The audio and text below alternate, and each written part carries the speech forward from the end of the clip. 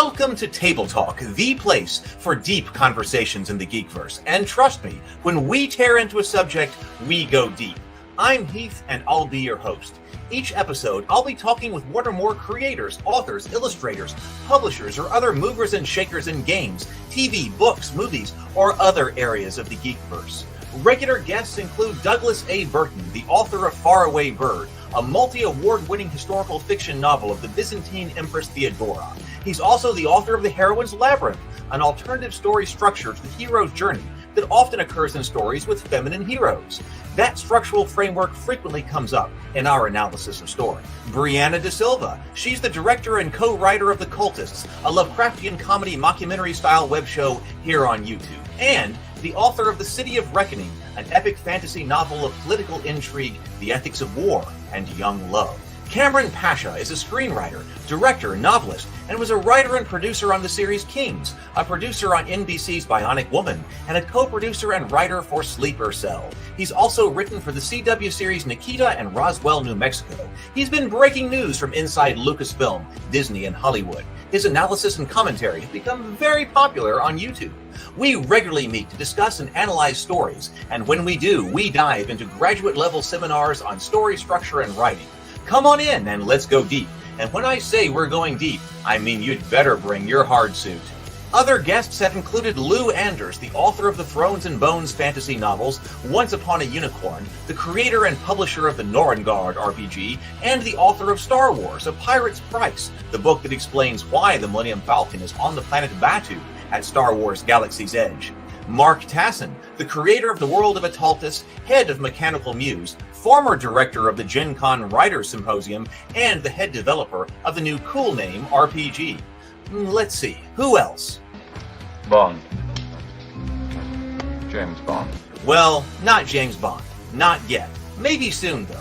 But I have interviewed Jamie Stegmaier, the founder of Stonemaier Games, crowdfunder extraordinaire, and publisher of many hit board games like Scythe and Wingspan.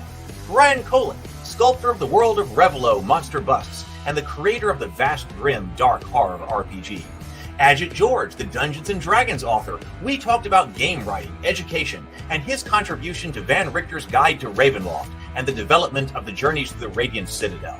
I am Hela, Odin's firstborn, commander of the legions of Asgard, the rightful heir to the throne and the goddess of death. Well, actually, that interview got rather spicy, so I think I'd better just keep that one to myself.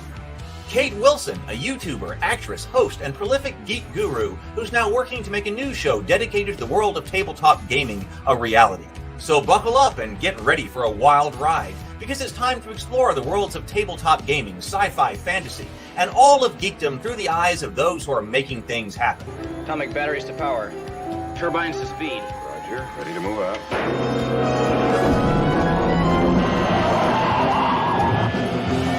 It's time for Table Talk. Good evening, everyone. Good evening. It is so good to see you. Welcome to my home, welcome to the office, and welcome to Table Talk this evening. We are going to be exploring Adam and Eve and the story of the fall once again here, and we have a very special guest with us tonight who has got to talk about some new stuff has going on since he has been on here last. Welcome, James Bacon. Welcome. Hello, everyone. Thank you, Heath, for having me.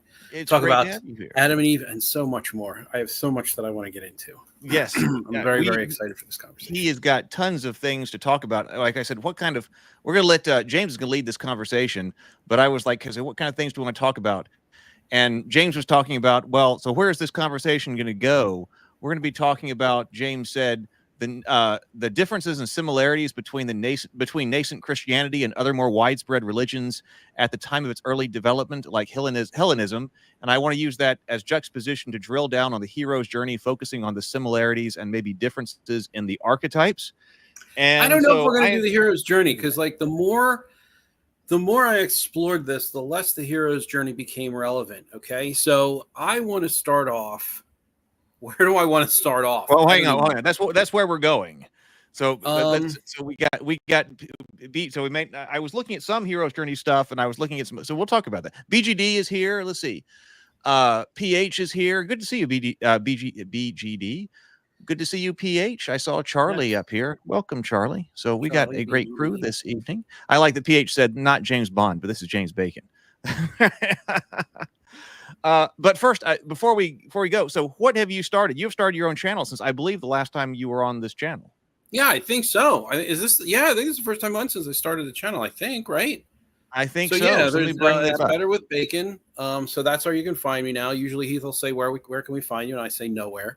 But now you can find me on YouTube. I have my own YouTube channel. I like to talk about role-playing games and movies, and I think recently it's sort of become a kind of interview/discussion channel. But I do have plans to continue on with just scripted videos of my ideas and about whatever role-playing games, movies, mostly role-playing games, probably. But man, that's crazy. So there you go. Yeah, that's kind of crazy. My beard is so much shorter. But yeah, but all right. So yes, if you're not subscribed over there, then you should be. Well, I thank you for that. And I think it's really great that we've been developing quite a little network here. So you've started your own channel. Sable Phoenix has started his own channel, the Titter Pig RPG. Doug is working on his own channel. Like we've been getting together in the mornings. And for about the past week and a half, Doug has been working on his channel. So I'm he's excited got to see what he decides to post. Yeah.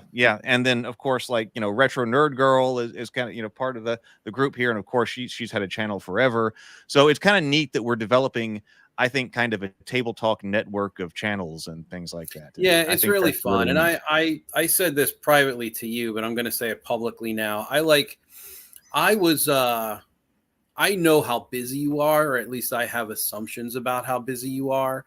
And so I was lapsed in sort of asking you on to the channel for a discussion because I didn't want to feel like I was intruding or any of that sort of thing. But I think that sort of led me astray into erroring in the opposite direction and just never mentioning it. So I want to apologize to you publicly for that and issue a standing invite. If there's ever a topic you see that you want to be included on, or something that you think you would just want to, something you just want to talk about, I'm so very happy to have you on the channel. I mean, you were the one who inspired me to do this in the first place. So I'm at least in that much debt to you, which I'll probably get paid off, on the other side of living. But I would love to have you on. And if I may, recently you agreed to come on for the Dragon Slayer discussion. Right. So I should be there. Yep. This Sunday, I want to talk about Dragon Slayer anyway. This is something that's a really influential movie on me. I'm going to have to remember to rewatch it before Sunday. I have to do it in the week because I won't have time during the weekend. But Dragon Slayer, yeah. So Sunday, the 20th, 7:30 p.m., at least Central Time. That should be Central Time. It should be showing Central because I'm in Central, I believe. Central, yeah. So that's 7:30 Central, Dragon Slayer, which is a fantastic movie. And I've got a lot to say about it because it has been very influential on me, and particularly a story I am writing now. But thank you, James. So yes. And then we'll come on. We'll talk about some other things. I keep meaning to reach out to different channels as we go toward occultists Kickstarter, but but everything takes longer than you think it is. So I just keep lumbering toward everything. So that's that status. So maybe we can do a topic on that or something like that when it comes up. All right. So I got all of my books here. The different Bibles here, even the Anatomy of Genres, sitting over here in the Writer's Journey and stuff like that. If we need to reference things, I got it right here. But I'm gonna let you start off and kind of lead this discussion in. Okay, so I'm gonna start at myth. So I'm gonna preface this by saying, and I know that I'm not going to catch everyone because people are going to come in on their own time, but I am going to refer to the Bible and the story of Adam and Eve and creation as a myth in structure. I am not commenting on its believability. I am not commenting on anyone's faith. That is not what I am doing. I am merely commenting on the structure of the story as an epic. So I would, in my opinion, consider the Bible to be an epic. And it's it has a mythological structure, that being a non-cumulative but interlocking series of resolutions, rather than expressing a single gradual resolution, right? So myths also usually, some would say exclusively, but usually have to be explored within the context of the culture that produced them. Additionally, because of the non-cumulative interlocking nature, all versions of a myth should be accounted for. And so we'll start, I guess, at the beginning, called The Beginning. And I'm going to read from the New International Version because it's easy to read. It's not my preferred version. It's easy to read. It is very widespread, so that's the one I'm going to use. Should I bring that up? Can you bring it up? Do you want a link, or do you want me to share, or what do you? Good morning, Jordan. We can bring it up on the Bible Gateway, right? I think so. Yeah, that's where I am. The New International Version. Yep, NIV. And I literally just have 1 to 4 pulled up.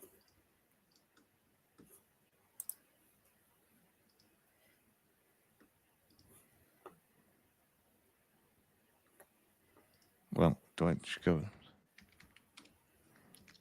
Genesis 1 to, I don't know, 4? Oh, 4. There we go. -4. Yeah, there you go. All right. There we go. So, in the beginning, God created the heavens and the earth. Now the earth was formless and empty.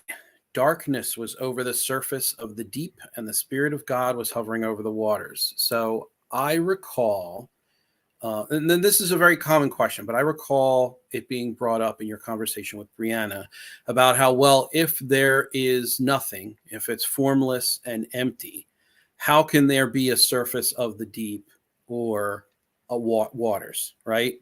So I'm going to start off by introducing the Judaic belief, or I don't know, principle, idea. I'll call it an idea. The Judaic idea of Tzimtzum, which is essentially the stepping back in order for something else to exist, an other or an else. It doesn't have to be someone, it can be something. So in the Jewish tradition, God steps back, and that is where creation comes from. So this is how we can make sense of God, of the earth being formless and empty and darkness, but there also being a surface and the Spirit and God's Spirit over the water. Additionally, many creation myths, in fact, involve water or a water-like void, a fluid void. So Japanese myth, the gods descend to the water in order to create the Japanese islands. In Egyptian myth, the gods descend onto a void of water. Even in the Teutonic myths, Norse myth, there is the ice of Niflheim and the fire of Muspelheim, which create in the Ginnungagap Gap the steam and water from which life comes eventually after the conflict with Ymir and all that. So water is usually a very important element in most myths. What does that water mean? Usually indicates life. So there is this, I'll leave it at that. There's a lot to get into, and I don't know how important that is in the very first or second verse. And God said, let there be light, and there was light. God saw that the light was good, and he separated the light from the darkness. God called the light day, and the darkness he called night. I don't need to get into all of this. I don't want it to be really a word for word recounting. But there is another idea that permeates myth, and this is sort of speaking to archetype, how you can see these themes throughout different cultural accounts of creation. So there's this idea that in Egyptian myth, the sun Atun just, I don't know, it was born. So the sun was born.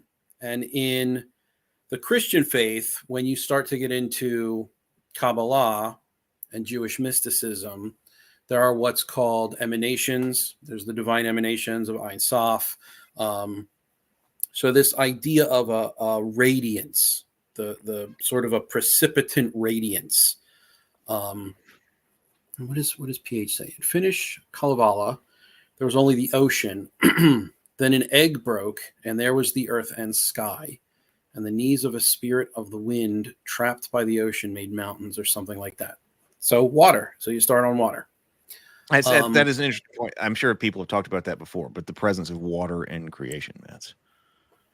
Yeah, and that likely has to do with, I would expect. No, I am no mythicist myself, but I would believe that likely has to do with childbirth and just the general life-giving nature of water. And then we have humanity. So we're going to jump quite a bit. Let me see if I can find. So let there be light, creatures, Adam and Eve. So this is Genesis 2, verse 4. No, I'm not going to start at verse 4. Sorry. Start at verse 5. Sorry. Now, no shrub had yet appeared on the earth, and no plant had yet sprung up, for the Lord God had not sent rain onto the earth, and there was no one to work the ground. But streams came up from the earth and watered the whole surface of the ground.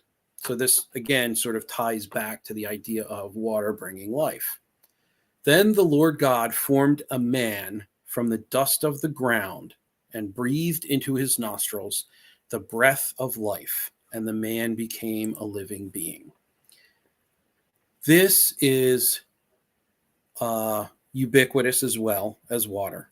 It's this idea of breath being life, or specifically spirit. So I was talking with Candace about this conversation we were going to have earlier, and she mentioned how breath in Egyptian myth is extremely important. So it is so important to the effect of,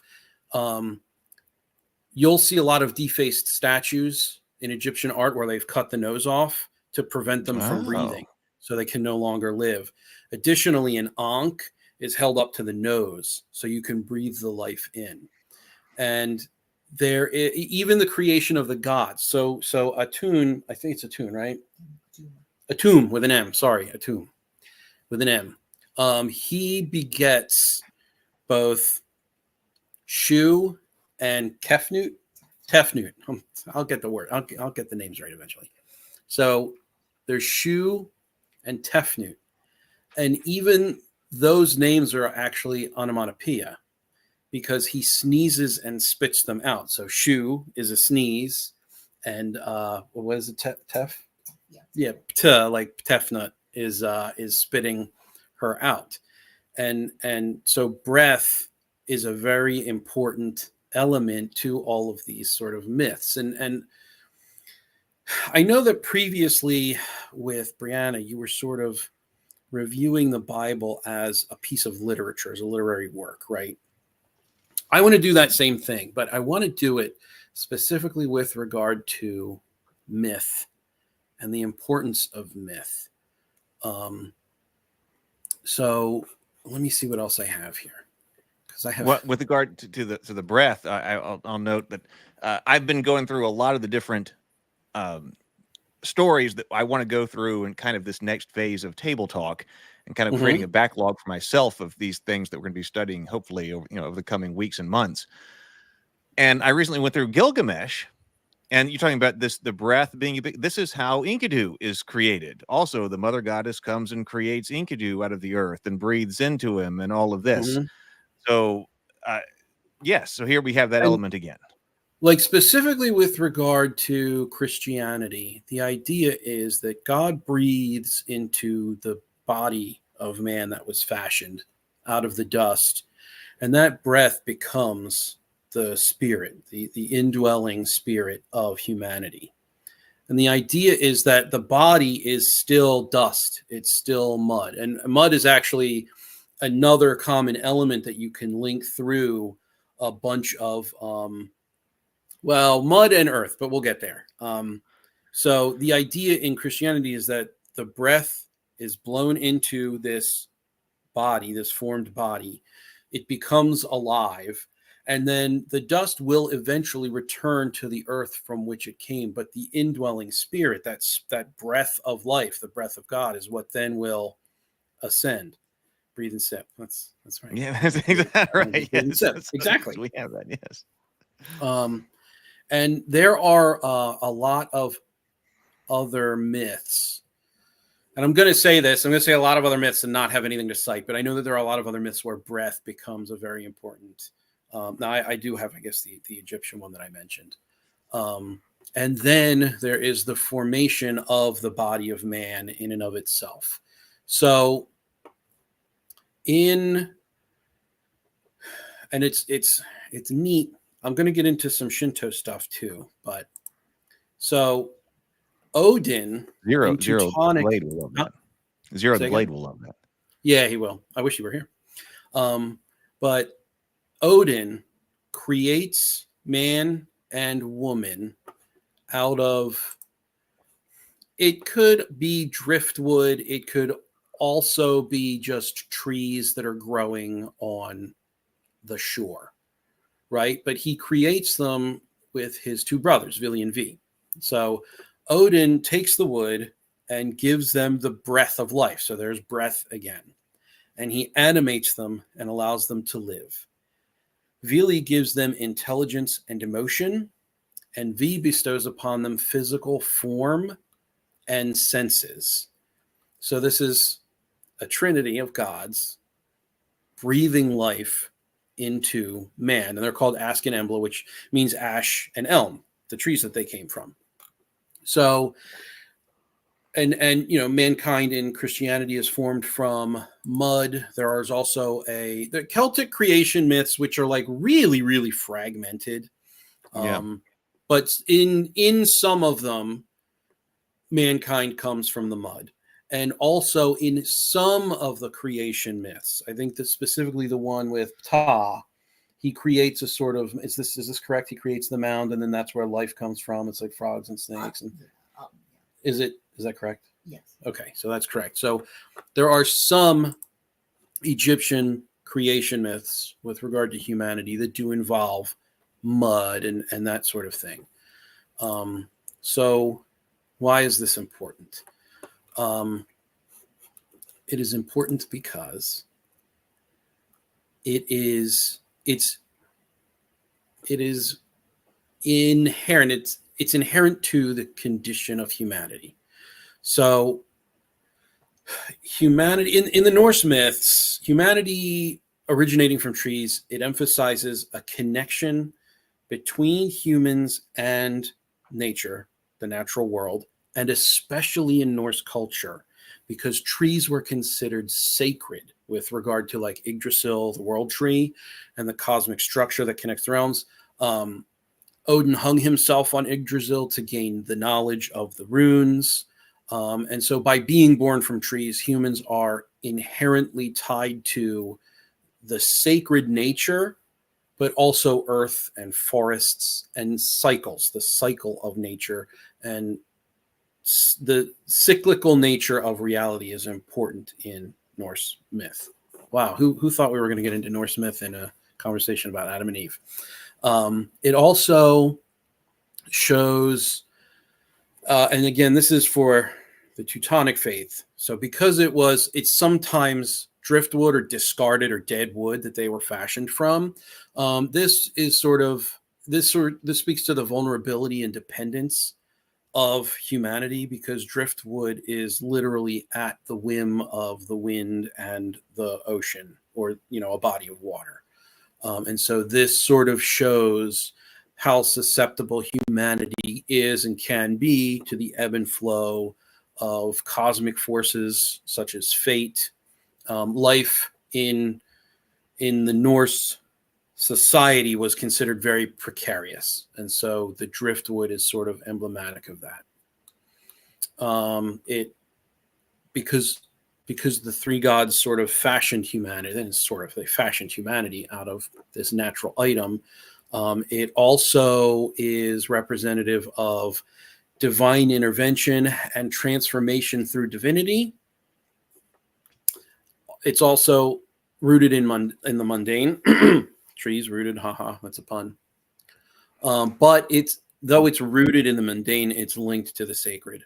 And then it also carries with it this idea of life from death. And so most of those themes you'll find inherent to myths where humanity is fashioned out of mud or some other naturally occurring substance. It's usually the substance itself, which links humanity to the natural world, and then the divine intervention of a god or gods breathing life into it, fashioning it into a body, giving it senses, giving it emotion and intelligence, and then allowing it to live.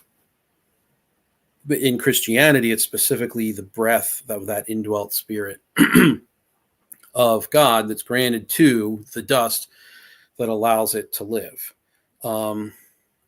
So let's see what. So PH says. Well, PH said the wood is a phallic symbol, and using your breath to give life also has something to do with losing your breath during the act of breathing.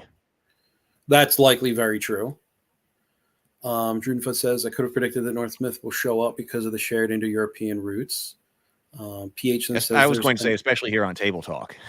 Yes, especially here on Table Talk. So PH says there's an original folk in Brazil whose name means flute's breath. In their mythos, a god created people by blowing a flute. Oh, interesting. That's very interesting. I'd like to maybe get a hold of those myths and read them. Now, in the Shinto myths, however, by contrast, humanity is actually, and this is likely to venerate the imperial line, right? So humanity is a direct descendant from the gods. I'm not going to give you the whole spiel, but there are three gods. Initially, they produce two gods who go to the water void, who create Japan because that is their task. And then from there, they give birth to gods as well. There's Amaterasu, Susanoo, and darn it if I can ever remember the name of the third one. It's the moon god. I might have it here. Shinto moon god? Yeah, so it's Amaterasu, Susanoo. This is when I wish we had an AI listening to just immediately tell us. Yeah. Where did I put it? Well, here we go. And Tsukuyomi. It's Tsukuyomi, so pardon me. Okay. And so they are, so Amaterasu is the sun goddess, and she is one of the most important deities in Shinto, symbolizing light and life. Now, here's a situation where light comes way later to creation. Then there's Susanoo, who's the storm god, known for his tumultuous nature, adventurous spirit, often representing chaos and conflict. And then Tsukuyomi, the moon god, who embodies the duality of nature alongside his siblings. And then humans kind of sort of show up after, and let me see here. So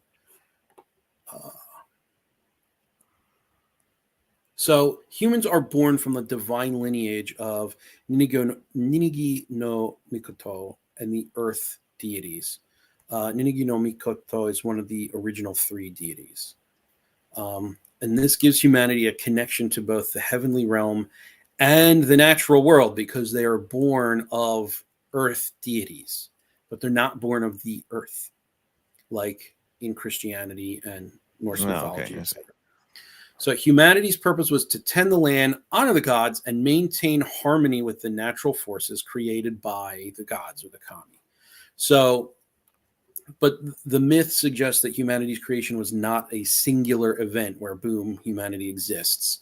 It was a gradual process intertwined with the gods' efforts to bring order and structure to the earth.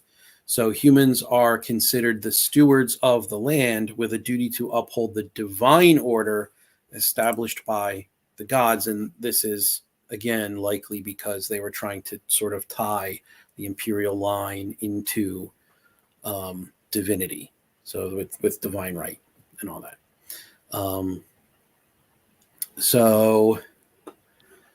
That's kind of cute. I don't know anything about Sailor Moon, but I'll take your word for it. I know the reference, but I don't know anything about it. I should know Sailor Moon, but alas, I do not as well as I'd like.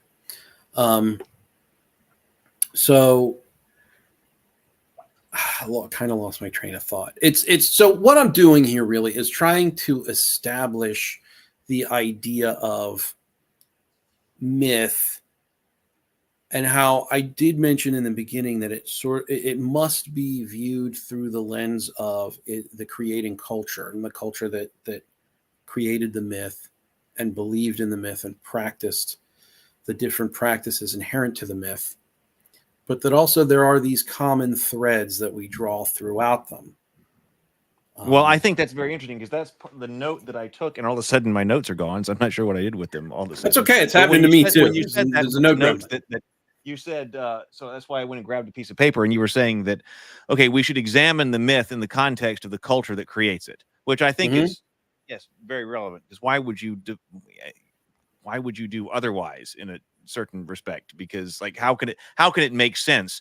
Now that's pretty interesting. Like well, and especially how you define the culture that creates it. Actually, that's very interesting because, you could say Western Christian, Judeo-Christian culture, whatever, we should evaluate the Genesis story in terms of that. But you may be talking more specifically that we need to be talking about the particular Bronze Age culture or whatever that, that created this. And what did they mean by that, which is a little bit less accessible, but yet at the same time, which is not something that Brianna and I talked about, the similarities between this and so many other different creation myths. Yes. I think that it's important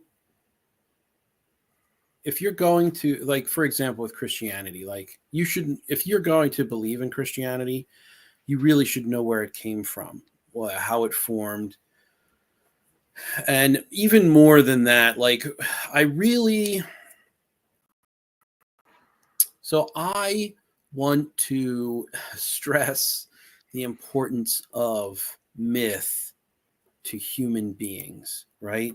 So like Christianity, Islam, Judaism, Hindu, Hellenistic faiths, or Hellenic, whichever one's correct, Teutonic faiths.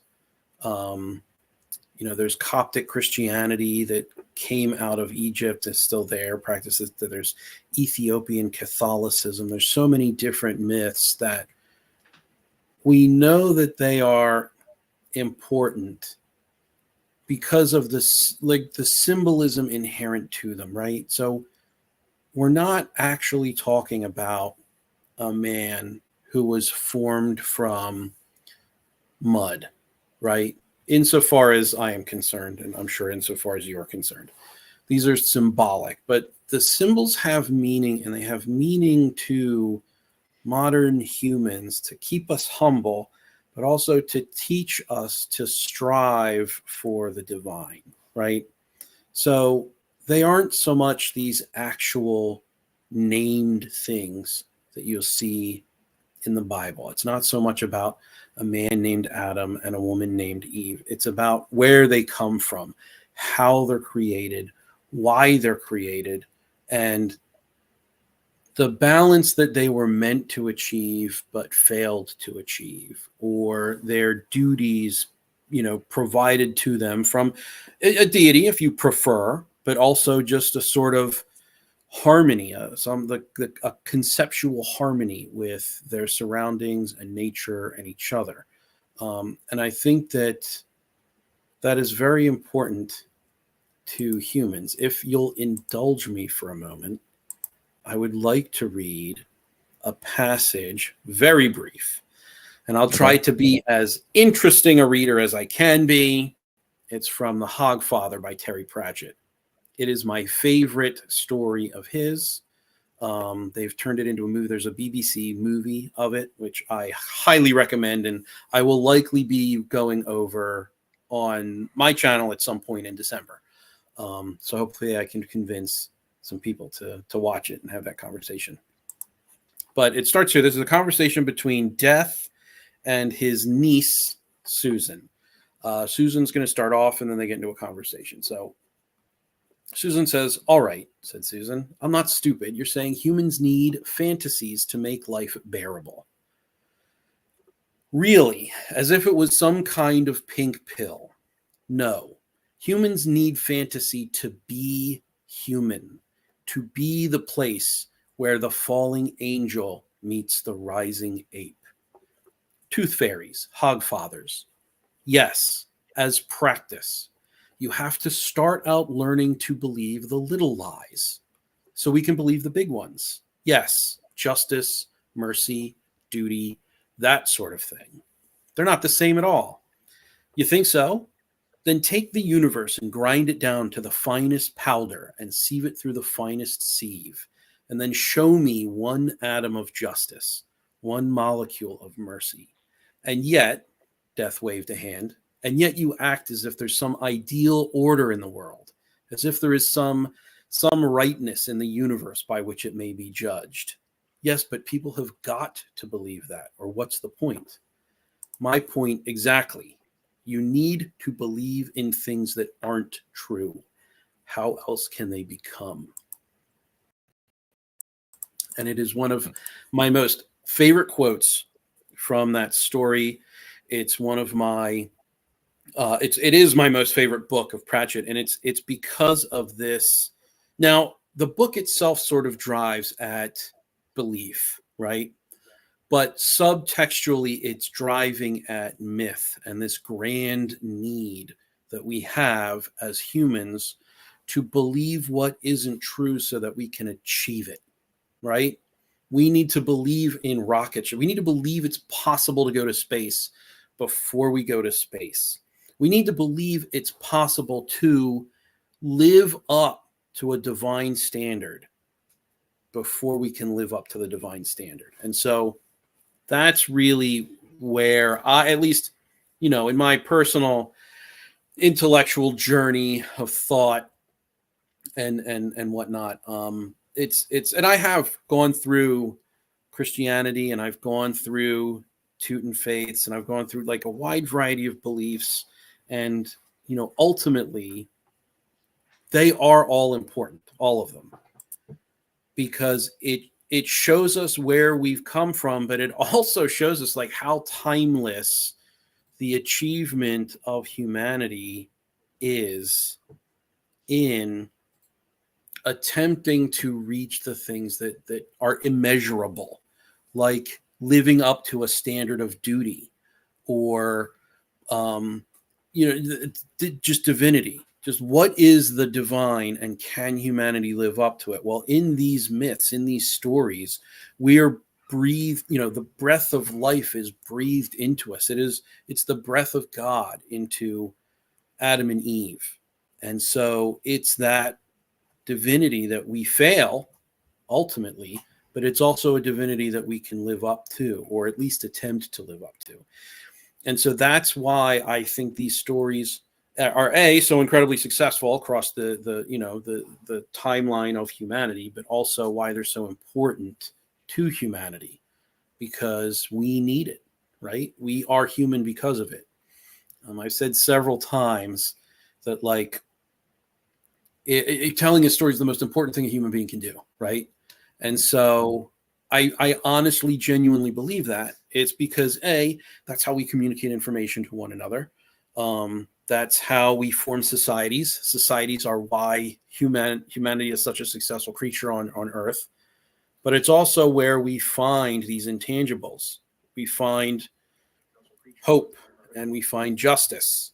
And even though these things are not real, they're real to us, and we achieve them, or we strive to achieve them. And I think that it's that striving that really is important to the human condition. So I got really heavy there, like really fast, and it was like all steam ahead. So I apologize for that, but I really do feel passionate. So it kind of reminds me, is this like I forget where this comes from. You may know, but there's some kind of saying or whatever that somebody says is talking about a story. I think it's to their mother or their grandmother or something, and the daughter asked the grandmother, like, "Is this story true?" And the grandmother says, "Of course it's true. It just may not have happened." Yes, exactly. It's like that. I do not know where that's from. I can't recall, but it does sound familiar. Somebody may know in the chat. Somebody who said that. But anyway, it's not. That's what it reminds me of. Okay, here's something true that you can believe in. But in other ways, like if you're talking about truth on a certain level of, well, I saw death come up in the comment, but your truth about you're dealing with some type of aspect of the human condition. Yes. That's a little bit different when you're talking about believing in something that you can go and achieve. But if you're talking about here is something true about the human condition, that is very different from talking about whether or not this is factually true about particular physical facts of the story. Yes. And yeah, and a lot of the times, like, especially with regard to myth, the facts are not really what is material, right? It's the representations of the ideas that form the myth that becomes what's important. And so, whether or not you believe in Adam and Eve, whether or not you believe, even as a Christian, there are sects of Christianity that believe that the Bible is literal versus the Bible being figurative in some areas.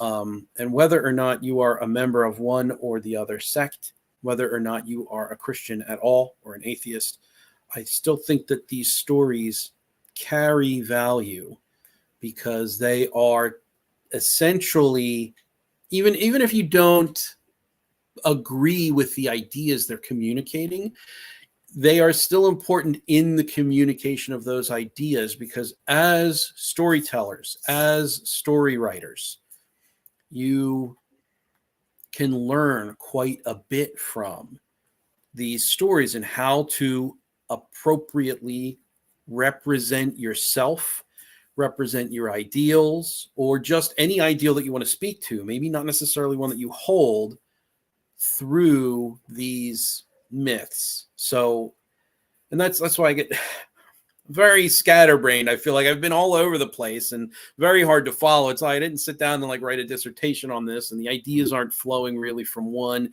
into the other in any sort of natural way. I hope that I'm not difficult to keep pace with, and if I am, I completely understand and apologize. But it's a very. Let me take just. Let me go to a different topic just for 1 second. Yeah, sure, please. Wesley in the comments, I don't. All caps and all of this at the first started. This is a lot of comments, and I'm not sure what's going on. So with all the all caps and everything like that, I'm not sure this is an actual good faith engagement with our conversation. I'm not sure. So what I'm going to do is I'm going to put Wesley in timeout for 30 minutes. Wesley, if you want to come back and you want to provide an intellectual contribution to the chat, you are welcome to, without all the all caps and the spamming the chat. You're welcome to, but there we go. But you're in timeout for 30 minutes. All right. Table talk. So yeah, I was watching him comment as well. I know. It's like okay, hey, he's having his fun on a Tuesday night. Ain't gonna bother me. I know, because at the first I was like, okay, we'll take the engagement, but now it's just spam. Yeah, it's a little much. All right, so that's a little much. Druden Fuzz says, I think it's really silly to think that Genesis is literal when Jesus is portrayed as relying so much on teaching in parables. I agree with that. In fact, Candace and I just had a conversation earlier tonight, specifically because her field is Egyptology, It was specifically with regard to the evolution of Egyptian belief, how there is. Oh, did we lose you, Heath? I might have just come back. I might have Oh, just yeah. left for a Okay. second. You blinked for a little bit there. I blinked. So there is in Egyptian, what am I going to call it? I'll just call it belief. So in Egyptian belief, there's the Ennead, not the Aeneid. Ennead meaning 9, and there's the what is it? The Ogdoad. And so these are two sort of, I don't want to call them separate, but they're two. It's a group of 9 and a group of 8, and there's different gods. And so there's the 9 major gods. The Egyptian Ogdoad. You don't hear about that very often, but you hear about it. No, you don't. The Egyptian Ogdoad, right? But I love the word. Ogdoad is such a great word. I do too. So there's this group of, and I promise, I swear I'm relating this back to your comment. I'm just it's overwhelming how much I have to get out because of how passionate I am about this subject. But so there's the group of 9 and the group of 8, and you can kind of go back and forth. But then, let's just start with one of them. Let's do the group of 9, right? So there's Atum, who begets Shu and Tefnut. And then they beget Geb and who is the other one? Nut. And Geb becomes the earth and Nut becomes the sky. And then there are 4 others, the ones you commonly hear about. I think it's Osiris, Seth, Isis, and who?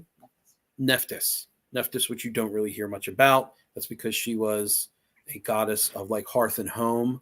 And we don't really have a lot of common dwellings to have recovered a lot of her worshipful items from. But so, and then there are like the different deities of the different major cities, right? So there's Sobek and there's Re and there's Amun, and depending on the size of the city, their gods would rise or fall in prominence. And so because this is recorded, you can actually see the mercurial nature of human belief with regard to which gods have been combined with which other gods. Like there's first starts out to be a god of like there's a god like a vengeful mother and a protective mother, that they're eventually just sort of smushed into the same deity who sort of has this duality to them. And even that is interesting, that like a god with a dual nature like that, like Agni in Hindu myth, or Juno in Greek myth, the god of doorways. He's constantly looking ahead of him and behind him, but that's here nor there. And so it specifically with Egyptian mythology, you can see this evolution and progression to how things change and how slowly or quickly they change depending on how many people venerate a specific god or goddess. And so I think that it's really very silly to finally get back to your point, to watch or to have all that information at our disposal. And it's by no means all of the information, but to have the wealth of information that we do, and to have been able to read how this particular faith progressed, this ancient faith progressed, and then not think that happened anywhere else, right? Like that has to have happened elsewhere. There has to have been an evolution or a progression to specific beliefs dependent upon geopolitics or cultural centers or, whatever it happens to be, because that's the nature of human belief. Right? Like it's happening today, and I guess we don't recognize it because it's sort of happening to us in front of our eyes. But there are things that we believe today I say we. There are things that Christians believe today that they never spoke to at the turn of the century when the church fathers were having their conversations and writing their letters. Additionally, it was so Greeks had philosophy, and the Jews and the church fathers had their Christianity. And you can see the marrying up of the two, the philosophy with the faith, as Christianity became more widespread. So you can see the evolution of the different ways of speaking or the different ways of believing, the different ways of communicating the belief, the different meanings that are inherent to each myth, dependent upon who's talking about it and how they're talking about it. So like it's there, it's present. It's just not paid much mind to, I think. So again, to Drew Fuzz's point, I certainly agree. It's just I don't know. I'm going to trail off there because I don't know what I was going to follow that up with. Well, when you were talking about culture, though, I do want to ask, like, if you're talking about examining a myth within the culture that gave rise to it, or that it developed in, how close to that culture do we have to be? This is a topic I want to explore with multiple people, but I mean, like, are we close enough to this culture to understand it? Here's the thing. I believe in the commonality of the human condition. I believe that, and this is why stories are so important, right? You can communicate to me cross-culturally through stories, and I can understand where you're coming from. I will never have lived it, so I will never have had that experience. I was raised in Pennsylvania, in a Western country, in the American school system. That's where my worldview formed. I am not from Japan. I did not grow up in the Japanese school system. I am not from India. I did not grow up in a caste system. I'm not even from, another like Europe or Russia. Like, I'm not from these places. I can't ever live that experience, but I can understand that experience based on the stories that I'm told by people who participate in that culture. So ancient cultures, I don't think will ever be really as close as we'd like to understanding them.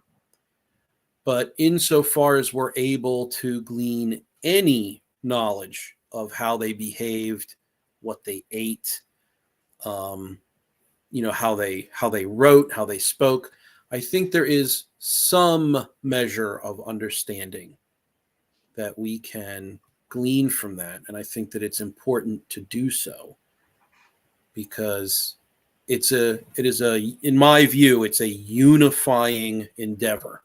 It unifies humanity. And I think that it's very, very important. Well, so that brings unless up, I misunderstood the question, in which case hit me over the head. So yes, and I would like to talk to somebody. Maybe we should talk to someone and have them on at some point. I have to do a better job scheduling and things like that because I've been working on some other projects for Table Talk. But to talk with someone who is part of the humanities academically and understands what they are and things like that, because we talk a lot about here on this channel the connection, the existence, the valid. The theory of the valid nature of the humanities, that we are able to reach across time and space and connect with different cultures because of the stories that they tell and so forth. And therefore they still resonate with us today. And Shakespeare is one thing because that's not all that long ago. Okay, here's this Shakespearean play, and of course it's in different sounding language and whatever. But it's a little bit different to go back to the Epic of Gilgamesh, yes. or the Genesis. And the amazing part is does seem like there's a lot that resonates with us today, and clearly it does because it's still with us today. I mean, we can't say that. Yeah, and that speaks to the nature of myth because it's myth, right? So, but I'm not sure. Like, this is just the question. I'm not sure that I am getting out of Genesis exactly what the creators of Genesis put in. I'm not sure. I might. But how would I know? Agree with you. I find that to be a very frustrating sort of a thing. Like, I remember when I was first exploring, and this is going back longer than I'm willing to admit. When I was first exploring Teutonic faith and the Norse myths and all of that, we know so frustratingly little because it was an oral tradition and it wasn't written down. And what we do have is very incomplete. And so we have the sagas, the Snorri Sturluson, but he came well after the actual era in which those myths were created. And so even he's removed from them. So it's a very, very frustrating thing to know that you're never, ever going to get as close as you might like. And there's a large degree of interpretation that has to take place when you're reading Genesis and you're thinking to yourself, am I really getting what they meant out of this? So I would say depends on the language you're reading it in. And it also depends on, and you brought that up last time. It's like, well, I don't know Greek. I don't know Aramaic. Right. I can't read I can't even read the original language personally. Right. So. Right. So like I really, it's a noble endeavor, but it ultimately it's going to be an incomplete one because there's never in no world without time travel do we exist thousands of years apart from these individuals, from the conditions of their lifestyles, from their expected social roles, with only fragments of their stone to look at. Yes, exactly. In no world without time travel will we ever get closer than attempting to frame their understanding from a modern perspective.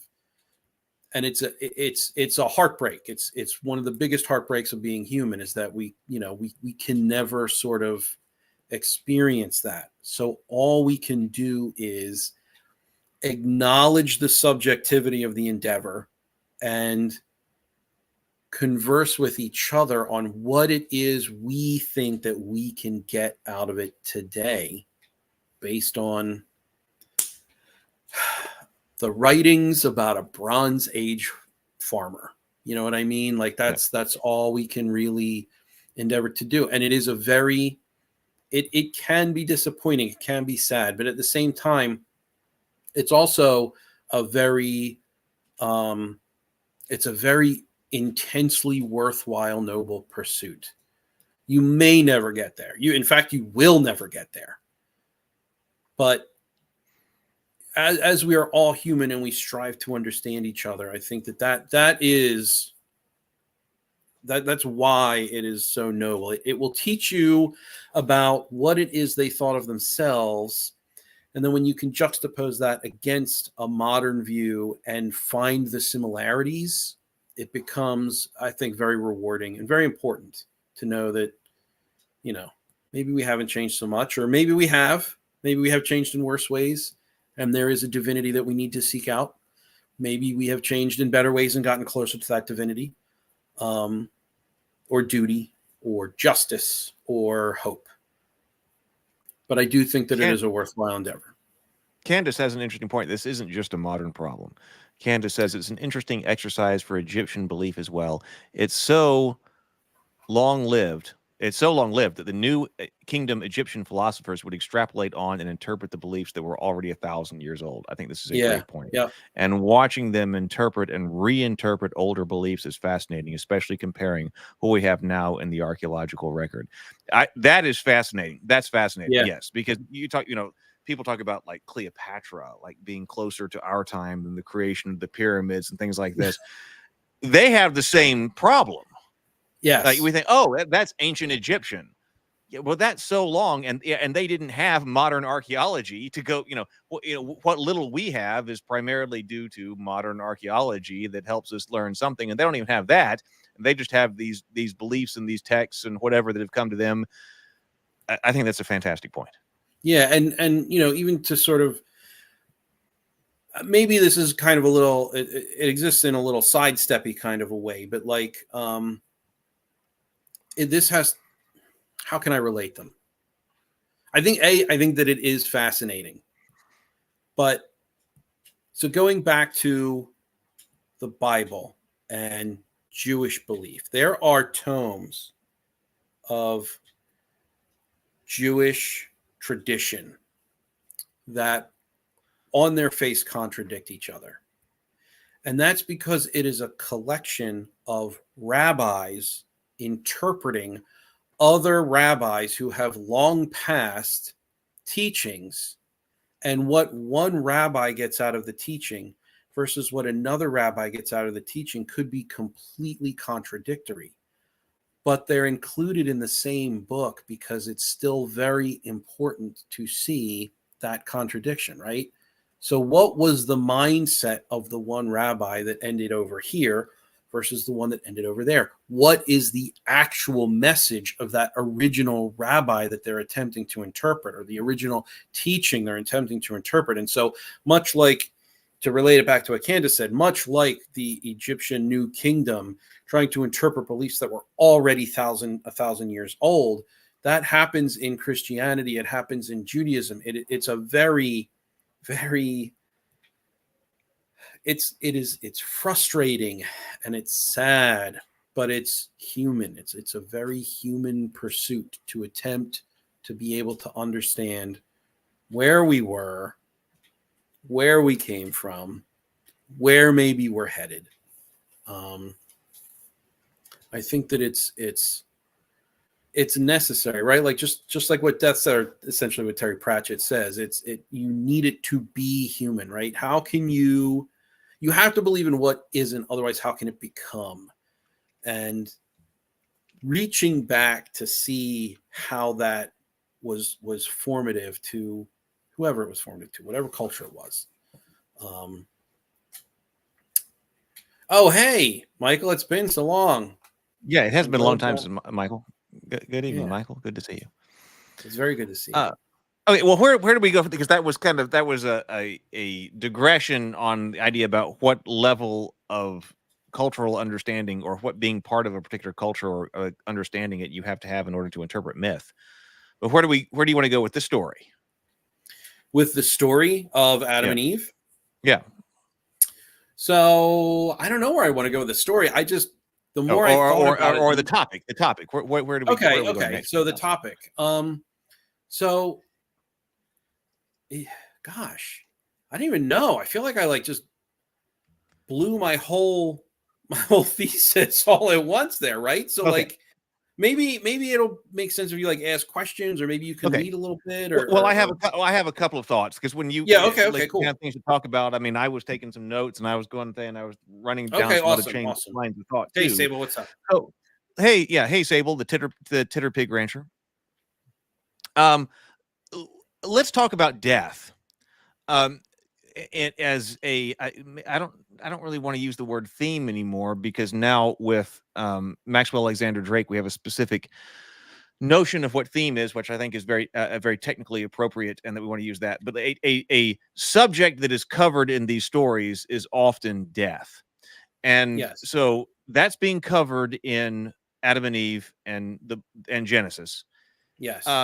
And one of our most controversial books that we have covered on this channel at all, and if you have not watched these, you probably should, is The Anatomy of Genre. We didn't even cover the whole book, but The Anatomy of Genre by John Truby.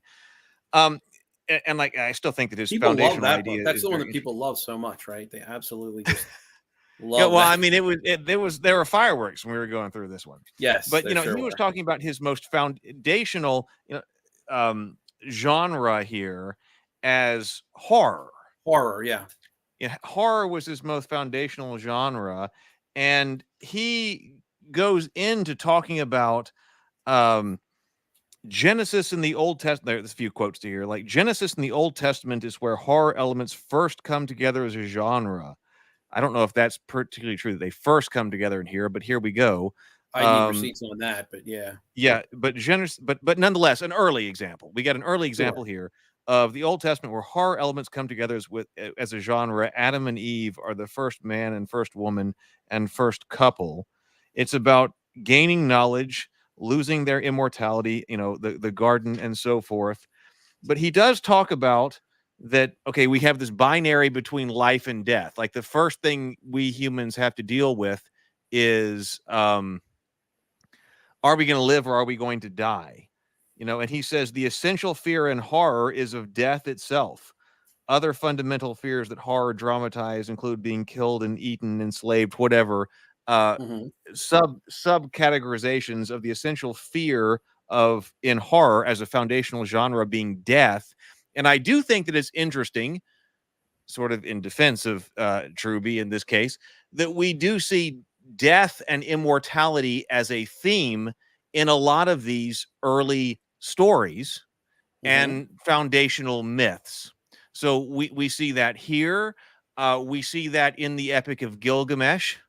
You know, that's about death and immortality. And I even want to talk about that, even though it's not an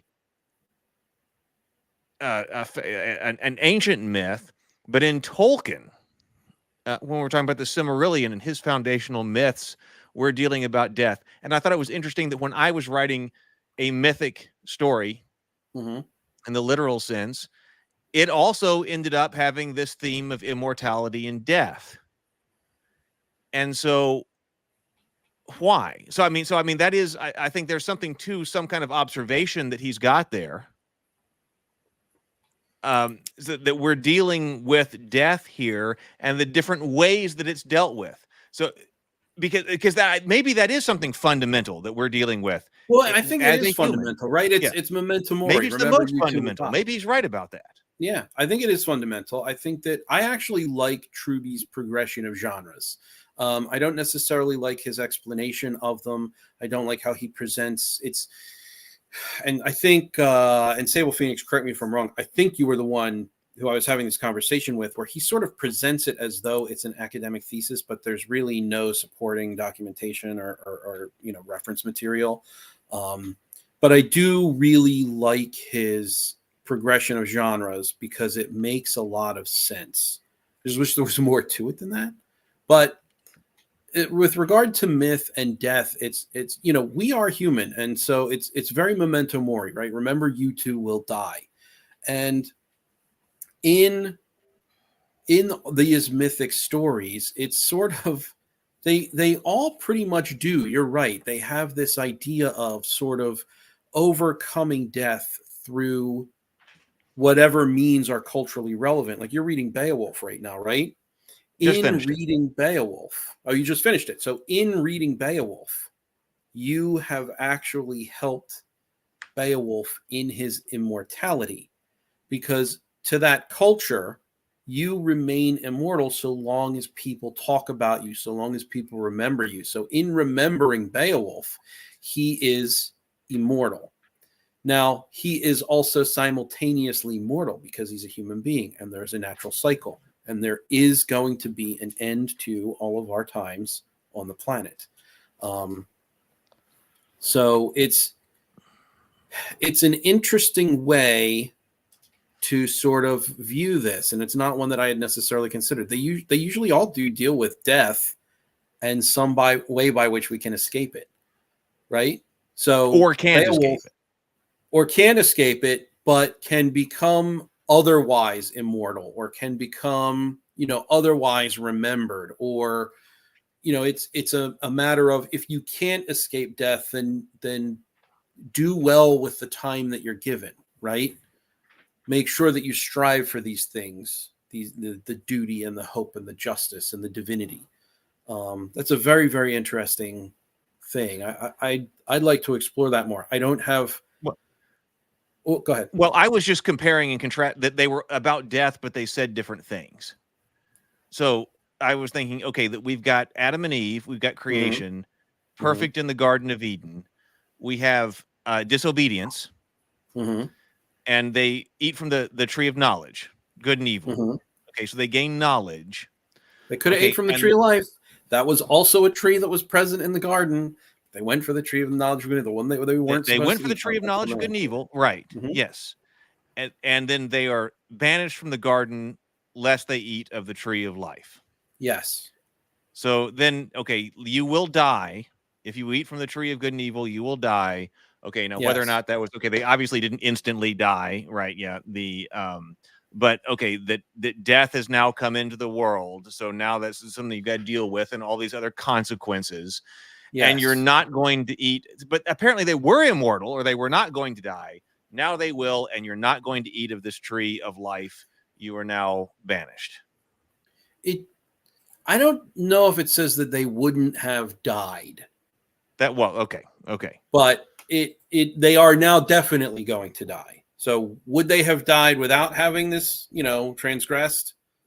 Maybe they were like elves in that sense, only if something had murdered. Right. Maybe they would have been more long-lived. I think that we know for sure that there wouldn't have been pain in childbirth, because God says definitively, now there will be pain in childbirth, right?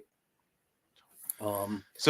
Or so like now, what Sable says, the tree of life likely something that required constant consumption to grant immortality. Thus, when they were banished, it was surely die. It speaks about not just that instant. So that's also you will surely die. Right. Yes, you will now surely die. That does. I had never thought about that, but that does. I do like the Tolkien elf kind of interpretation. You might die in the Garden of Eden if something like sums up and jubs a spear through your throat, but you will surely die after you eat this, like of old age, or of whatever. Yes. That you will. That's interesting. Okay, I like that. Yes. Okay, but we have the idea of death as a consequence, but it's telling you, I think, that you're going to have to deal with death because you are shut out from the tree of life. Yes. Okay, so in effect, deal with it. Deal with it. This is that in the idea that we're addressing death as a fundamental element of life and therefore of storytelling, as Truby potentially proposes. We have that message here. We are now confronted with mortality. We will die.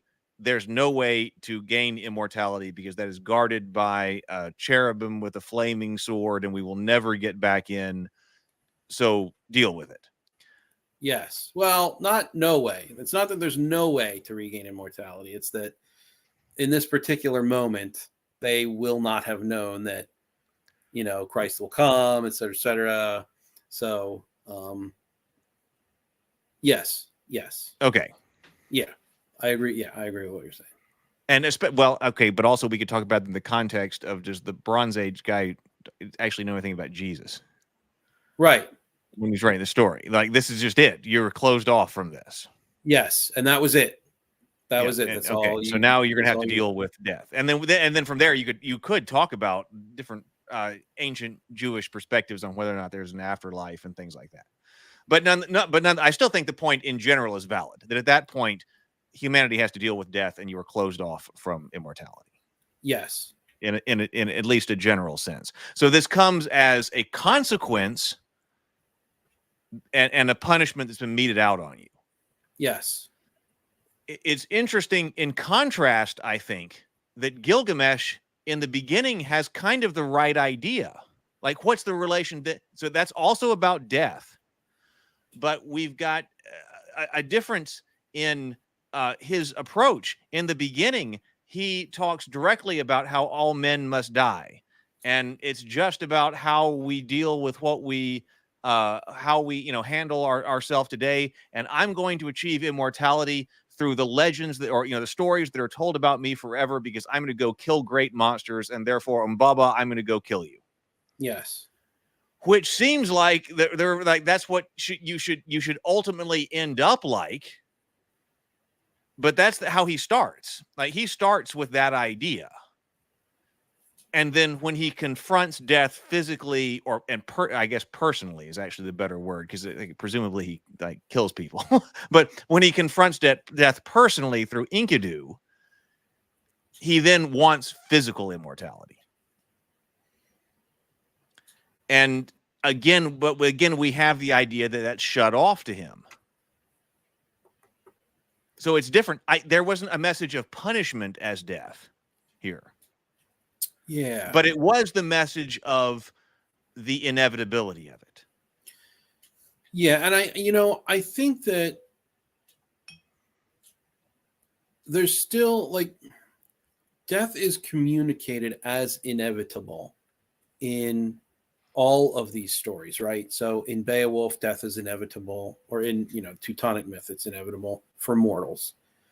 In Genesis, death is inevitable after they're kicked out of the garden and they don't have access to the tree anymore. In Gilgamesh, death is inevitable. And so this is likely just a cultural consciousness dealing with the origin of the inevitability of death, I would think. Right? And I think so. And I think it's interesting that in Genesis, you have the tree that grants knowledge. Mm-hmm. And then you will surely die. And that on a fundamental level is us dealing with the knowledge that we are going to die. When you get knowledge, Yes. what do you get? It's the knowledge that you're going to die.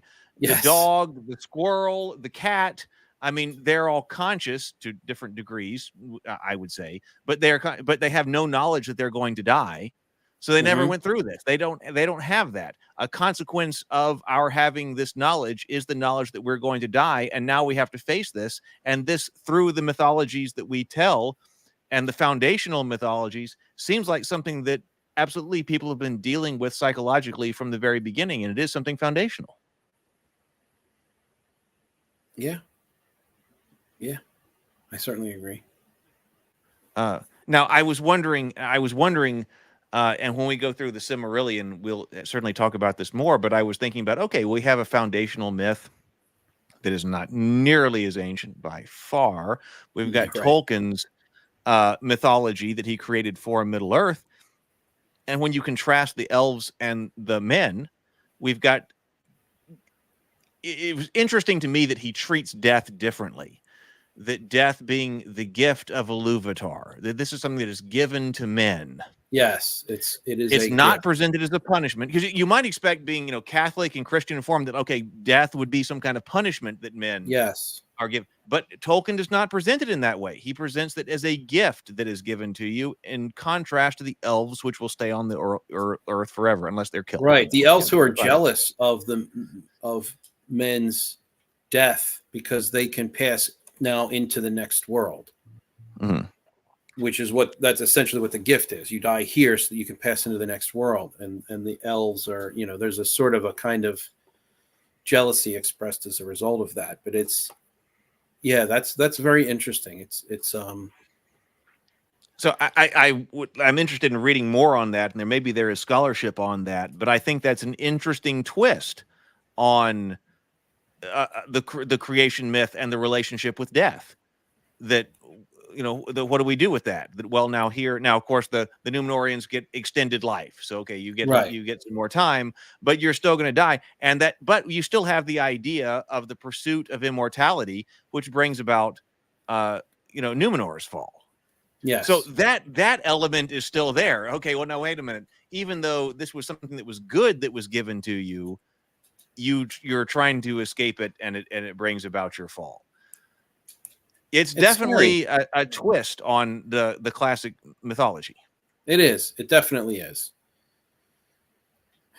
And it's I mean, death is scary, right?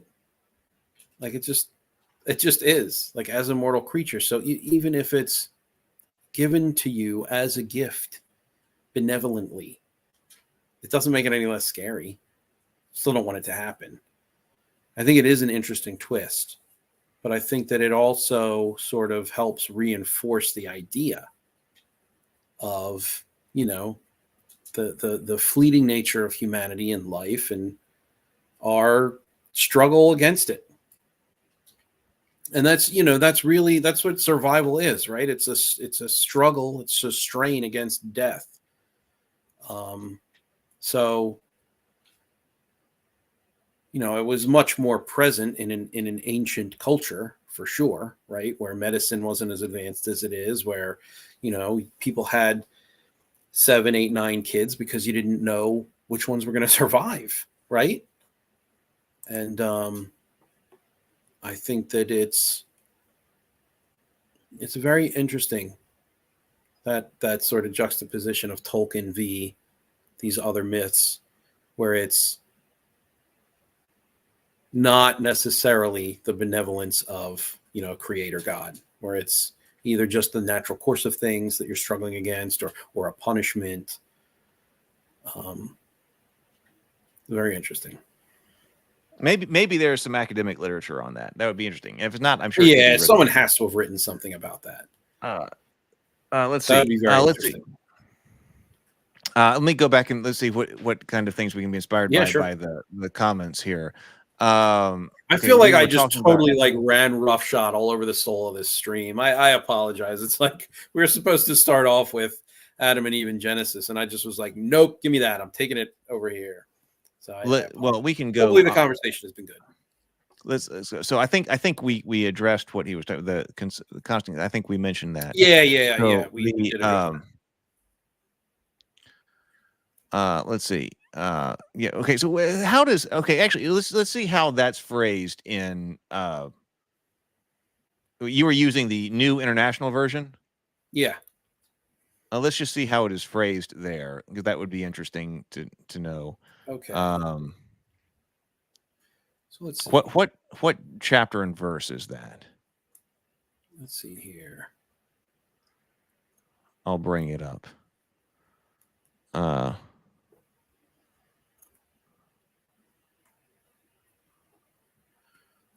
Right here. Okay. Right. Okay. So here we go. So this is Genesis chapter 2:15, according to the New International Version, which Macon was performing.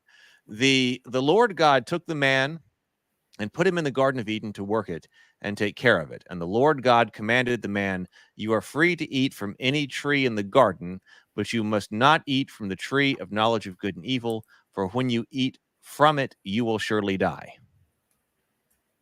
At least that's that interpretation. Yeah, it is that interpretation. Now, I would sort of, in order to really get the meaning out of it, I would probably sit down with a Bible dictionary and a concordance, and I would see the different translations of the words that were used in Greek, in the Septuagint, and really try to drill down on what exactly is being said here, because the Greek can be really meaning heavy in much fewer words. Well, let's see. I don't. Mighty, Mighty Sarlacc? Which one are you like? This is an advantage though of the Bible Gateway. The Bible Gateway. Can't I just go over here and say, do New King James in New King James? So 17 says, "But the tree of knowledge of good and evil you shall not eat, for in the day that you eat of it, you shall surely die." So that's the King James interpretation. Yeah. And like I said, that certainly. Like, what do we say about that? That's kind of what I was talking about with Brianna, because if that's the King James, that's the New King James, but is there just King James over here? Yeah, okay, let's just go to King James.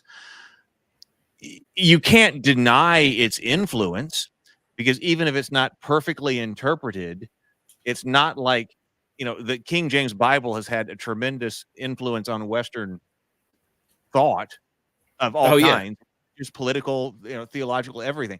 So then the King James, it says, "But of the tree of knowledge of good and evil, thou shalt not eat of it. For in the day that thou eatest thereof, thou shalt surely die." So that's for the day thou shalt surely die. So that's very different, because that gives they didn't. So that gives the serpent credence.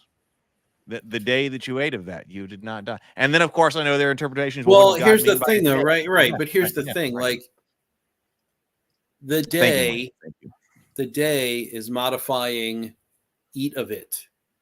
In that day is modifying pardon me. Let me go over here to my own copy so I can read this. So it says, "But thou must not eat from the tree of knowledge of good and evil, for when you eat from it, you will surely die." For in that day, you know what? Let me just go over to the New King James, because it's killing me. I'm still in NIV. So let's do New King James. And then 2:17. Did it not go? Oh, I see what I did. All right. "But of the tree of the knowledge of good and evil you shall not eat, for in the day that you eat of it." So "for in the day" is modifying "that you eat of it," not "surely die." So it's not saying you'll surely die that day. It's saying that in the day that you eat of it, you will then surely die. So there's a little bit of wiggle room in there as far as like English construction is concerned anyway. And obviously the idea bears out in the rest of the story because they didn't die that day. They died later, Right. but they surely did die. So, you know, it depends on a point of view, I guess. You know, let's see. Well, I know. So that's why it's not straightforward. Because Yes, it is not straightforward. and that's why I was talking about, like, earlier when I was talking about with Brianna, that somebody can always come by with, oh no, wait a minute. Even in that, what is the meaning of that? Yep. And these are modern translations, and so which one you use, you could definitely come up with different valid interpretations if you thought one was more authoritative than another. So so how do I know? And so it's really impossible for me to know what a Bronze Age farmer, she said, like, hey, you know, was actually thinking when he read that. So I don't know. It's impossible for me to get back into that state of mind. It's impossible to be in that state of mind. Yes. But it is possible for me to know that the phraseology that has existed, for instance, in the King James Bible, has certainly influenced our Western civilization. Yes. And what it says. Yes. Michael J. Pastor says, I'm not well versed in JD theology, but it could mean that one cannot preserve immortal innocence without death and knowledge. Once one knows death, they cannot be innocent. That's kind of what I was talking about with the animals. That those things go hand in hand. I think it's very interesting. Thank you, Michael. Well, right. So PH says, isn't the Garden of Eden paradise itself a realm of perfect unity? When Adam and Eve ate from the tree of knowledge, they introduced duality and separation into their existence? I don't know if it's paradise itself, right? Is that, let's see here. Garden of Eden. Work.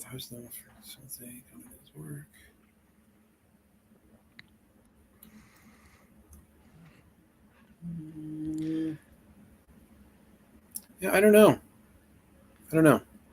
I just want to point out we're talking about different, because this is material that is very relevant to me, because eventually I'm writing a story in this, and you know, I've been working on this in my mind for 20 years, and it's actually through table talk and discussions like this that I'm like, I've tried many times to write these kinds of stories and absolutely failed with this material. This is theophany we're talking about. Theophany, right? Yeah. And it's only through discussions like this with table talk that as we work through things, the theological side, but also like the story structure side and, you know, the corruption arc, things like that. Yeah. Oh, for sure. Like maybe eventually I'll feel prepared to actually write it, because I see in my mind, this is just what I'm thinking about about my own fiction, PH. When you say, isn't the Garden of Eden paradise itself with a realm of perfect unity? I have this vision in my mind of Eden as a prison that is one of the, like the hanging gardens of Babylon in the stepped pyramids. You know what I'm talking about, like a ziggurat, you know, and that's being guarded. And Adam and Eve are inside, but they're inside actually the walled garden. And so like the whole TV show begins with like a flight over this ziggurat, which is like the hanging gardens of Babylon, but writ large. Mm-hmm. But that's the Garden of Eden that they are in. And they're in, people talk about like the walled garden when they talk about like apples, like Apple and the iPhone or something like that, or, you know, other, you know, but you're actually in the walled garden. And even though if you're in it, you perceive it as paradise, from the external side of this, it's perceived as a prison. You know, and that's a more Luciferian kind of approach to it, that you were in this garden and then it was through this that you were liberated from it. So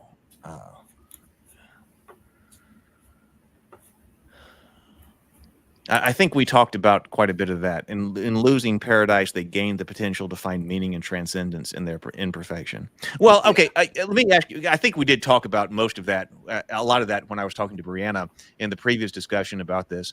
But let me just ask you about that, Bacon, to see your opinion. That I said when I was talking to Brianna that as a child, there was a part of the story that I really didn't like, because I liked science and space travel and starships and all of that. And that there was an element of this that was like, wait a minute, so you're telling me that we were never supposed to know that? that we were never supposed to like go to the moon, and we were never supposed to, because we were all supposed to be hanging out naked in a garden. I mean, that was my interpretation as a child. Like, so like, what do you think about that? I mean, think there's that sort of, as a child, was like, okay, that's very favorable to I didn't perceive it this way in the time, but now looking back on that, I'm like, that perceives the serpent very favorably. They're freeing you from the prison, that it wasn't paradise, it was a prison. I wasn't thinking about that at the time, but I certainly was thinking about, wait a minute, I don't want to just walk around in a garden naked. I want to go to space. Yeah. I think that's a very neat sort of interpretation or a neat experience to have in the moment, learning about the Garden of Eden. But I also don't think that it's necessarily inherent to the text to say that it was an eternal place, or rather, for us to be there eternally. Additionally, like, if Adam and Eve didn't fall, would you or I even be here, right? Like, the whole reason you and I are here is because of the diaspora of humanity. And if they were all centralized in a single location, it's a very high possibility that you and I wouldn't even be here. So it's a neat idea, but it's not something that had ever really occurred to me, right? Because the reality of the situation is that they did fall. So regardless of whatever they were meant to do, they did not do that. I think I definitely had the idea that I was thinking, like, okay, God, like, what does he want from me?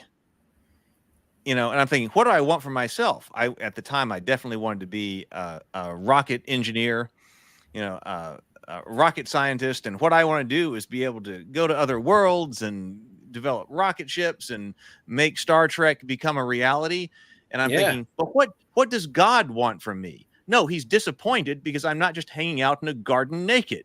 Like, I definitely had that feeling. Yeah. And it wasn't well explained to me. Like, why I shouldn't feel that way. Like, in the moment, Mighty Sarlik says, PH, if it was perfect, then why was the serpent in there? If what was perfect, then why? If the garden was perfect. Oh yeah, I don't think the garden was meant to be perfect. I don't think it's really in the text.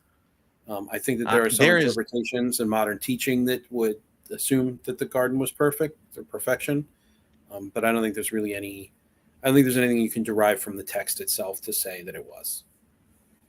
There is, I cannot describe it here, but I know that my grandfather, who is a Southern Baptist preacher, has some kind of theory about illegal entry into the world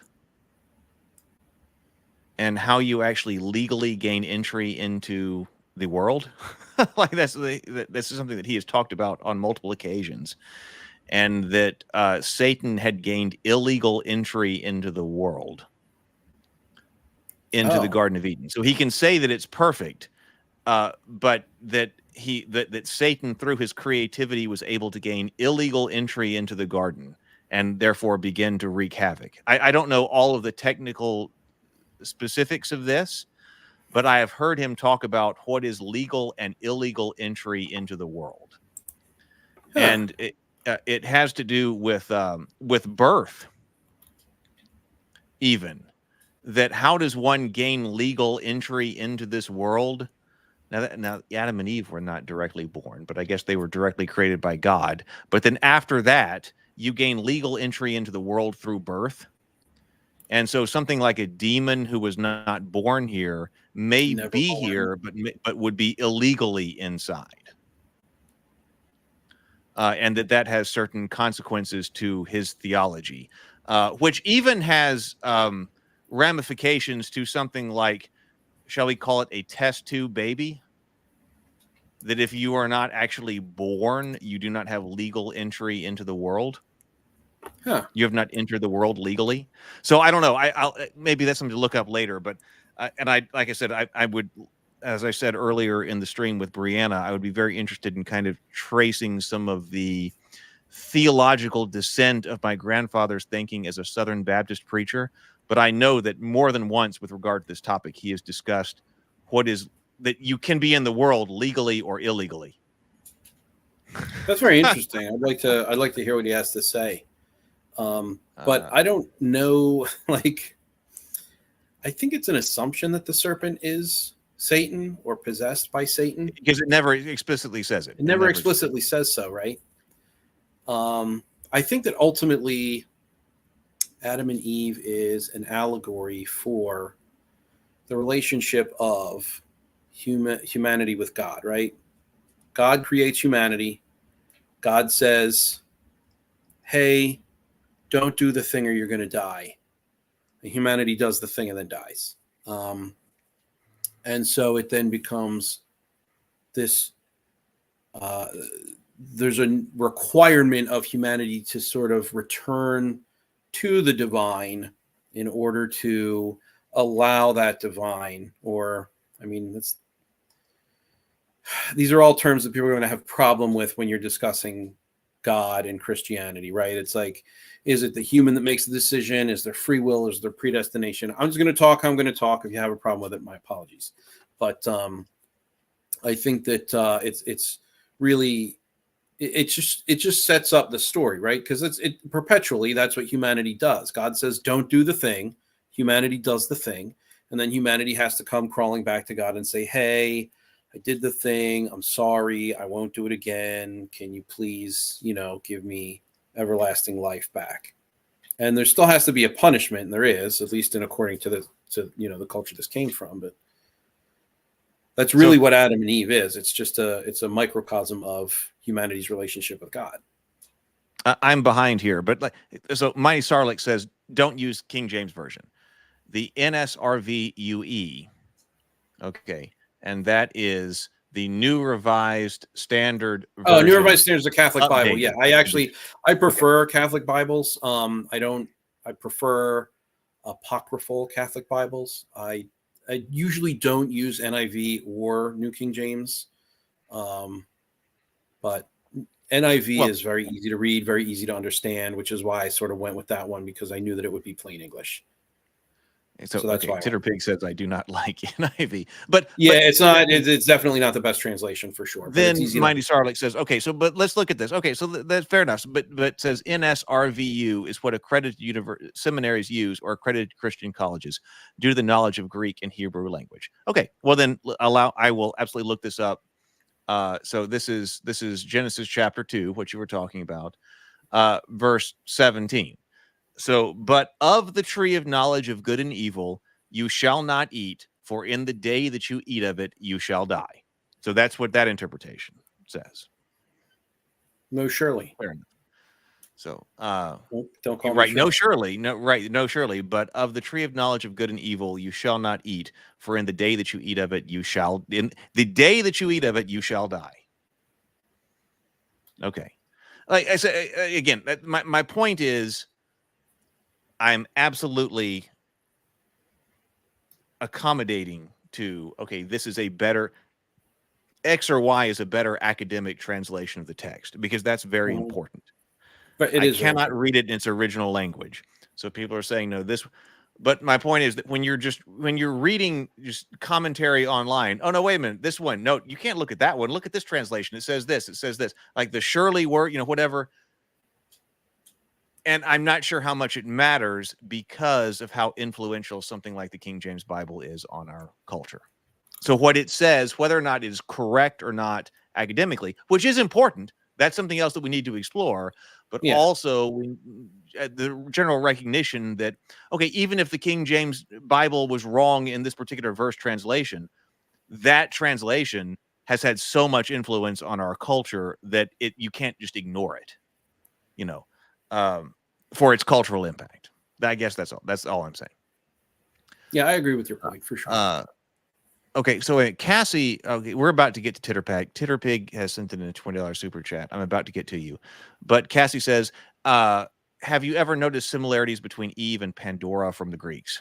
Oh, yeah. I actually almost brought that up earlier in the conversation. Okay, Absolutely. Well, let's talk about it now. Then we'll go to Titterpig. It's a woman disobeys story, right? So the woman is told not to do something. She does the thing. and then all manner of evil and death enter the world. But in Pandora's story, hope also enters.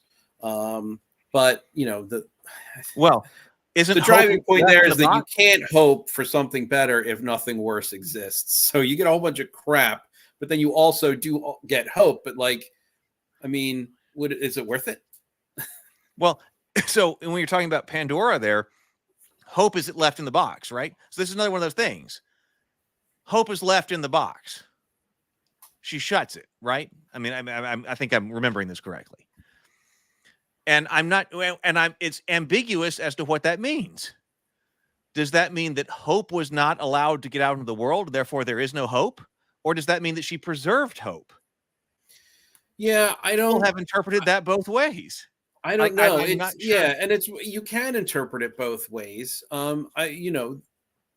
The interpretation that I give to it is that she protected hope, but at the same time, like, you can't, like I was saying earlier, you can't hope for something better if worse doesn't exist, right? So she the reason that hope can exist is because she let all manner of disease and pestilence and just all manner of negativity onto the world by opening the box. But were those things not released, you couldn't have hoped for anything, because you were already, at the best. This is the best state of affairs that humanity will ever experience. You have to actively make it worse in order for hope to enter the picture. Is it really worth it? So yeah, so yes, I love the story of Pandora, and I want to adapt it for the kinds of things that I have been and will be writing, because I do love it. And actually, I guess this is actually time good for an aside that goes way back up in the comments before we get to Titterpig. I'll get to you. Mm-hmm. PH asked, "Are we talking about Lilith or just Adam and Eve?" Do you have comments on Lilith? I don't. It seems like with Pandora and the association, should we go to Lilith? I don't have comments on Lilith. Sadly, I am not as knowledgeable about that story. I mean, I know about Lilith. I know about her deciding not to submit. I know about her, going into the east. I know about, and that's kind of the path that Cain follows. He goes east of Eden into the city of Nod. And like, I do know the story.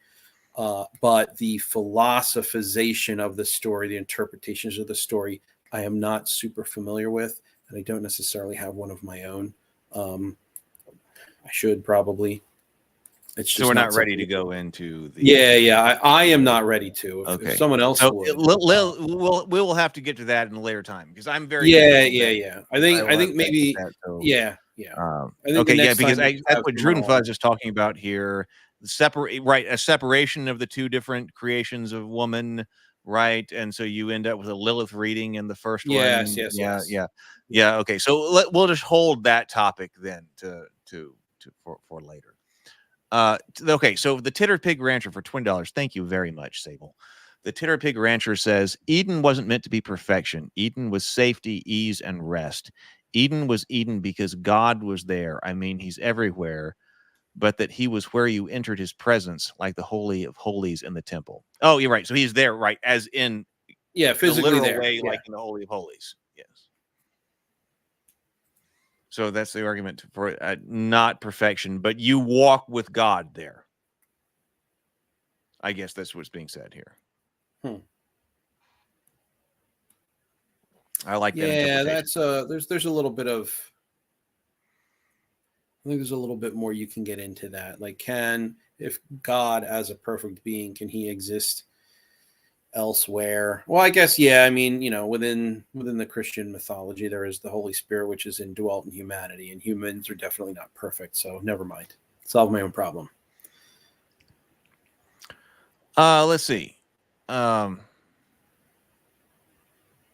Well, okay, Titterpig Rancher says, keep in mind that humanity was commanded to fill the earth, so they couldn't have stayed in the garden if it was a physical space. That's interesting. Okay, I haven't heard that one. When were they told? When were they told to fill the earth? Okay, hang on, wait a minute, because this is a big thing in this Dake's Bible here. Wait a minute. So let me see, because what is the command? Okay, so wait a minute. Let's go to. So I just happened to turn to it because I highlighted over here. So we're going to go to. Let me bring up our. What is our preferred? Do we want to stay with the New Revised Standard Version? Yeah, stay with that. It's okay. 20. It's verse 28, chapter 1, verse 28. Chapter 1, verses 28. Yeah. Then God blessed them, and God said to them, or whatever it Yes. says in the New Revised Standard. God blessed them and said to them, "Be fruitful and multiply and fill the earth and subdue it, and have dominion over the fish of the sea and over the birds of the air and over every living thing that moves upon the earth." I think it's a great point, Sable. Yeah, how it is can a good you point. how can you fill the earth if you are trapped in some type of hanging gardens of Babylon that is the Garden of Eden? Great point. Great point, Sable. I like that. That needs to be a story point sometime. I will point out that this is a King James version that is the Dakes version right here. And so when I'm looking at this is the 28th, which was, like I said, this I don't claim any kind of truth value to this, as we talked about, but it's certainly interesting to me from a story perspective. And God blessed them, and God said unto them, "Be fruitful and multiply and replenish the earth and subdue it, and have dominion over the fish of the sea and over the fowl of the air and over every living being that moveth upon the earth." And so the note, this is very little text, and I am in the dark here.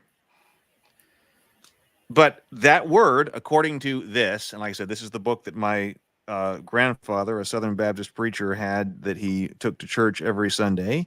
It says that because they are commanded to be fruitful and multiply and replenish the earth, this proves a social system before Adam, which Lucifer ruled over.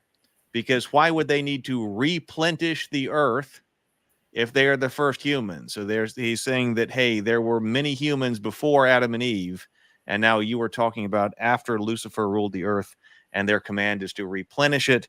And the idea is that is the same word that is given to Noah. So the earth has been destroyed of humans several times, because clearly Noah is supposed to replenish the earth. Go replenish the earth. And that according to this, again, I'm giving no truth value to it. I'm just saying that this is influential, that the command, that same command is given to Adam and Eve. And that is the idea, where the idea comes from, or one of the pieces of evidence that is given for there being a pre-Adamite civilization that was ruled by Lucifer. Do I believe it? No, I'm an atheist, but I think it would make a fantastic story. But you have to believe what is not true. Otherwise, how can it be? Or how can it become? Let's see. Are you want to look through the comments? I'm sorry. Heath, go ahead. No, go ahead. No, go ahead. I'm sorry. Go ahead. I was just saying that that's not speaking to, the truth value of there being a Christian God. It's speaking to the truth value of humans striving to do better and be better. Even if humans aren't divine, we should believe that we are, so that we can strive toward it. Because how else can it be if we don't believe it is true? So sorry about I didn't mean to walk over you. No, I was just going to say, do you want to scroll through the comments here with me? And then if you see things that specifically speak to you, or that you want to address, I will be happy to bring them up. PH says, but this is all true. It just might not have happened. Right. That's what. Right. So let's see here. Let's start scrolling. I was just at the Titter Pig Ranchers $20 super chat. Okay. So going down.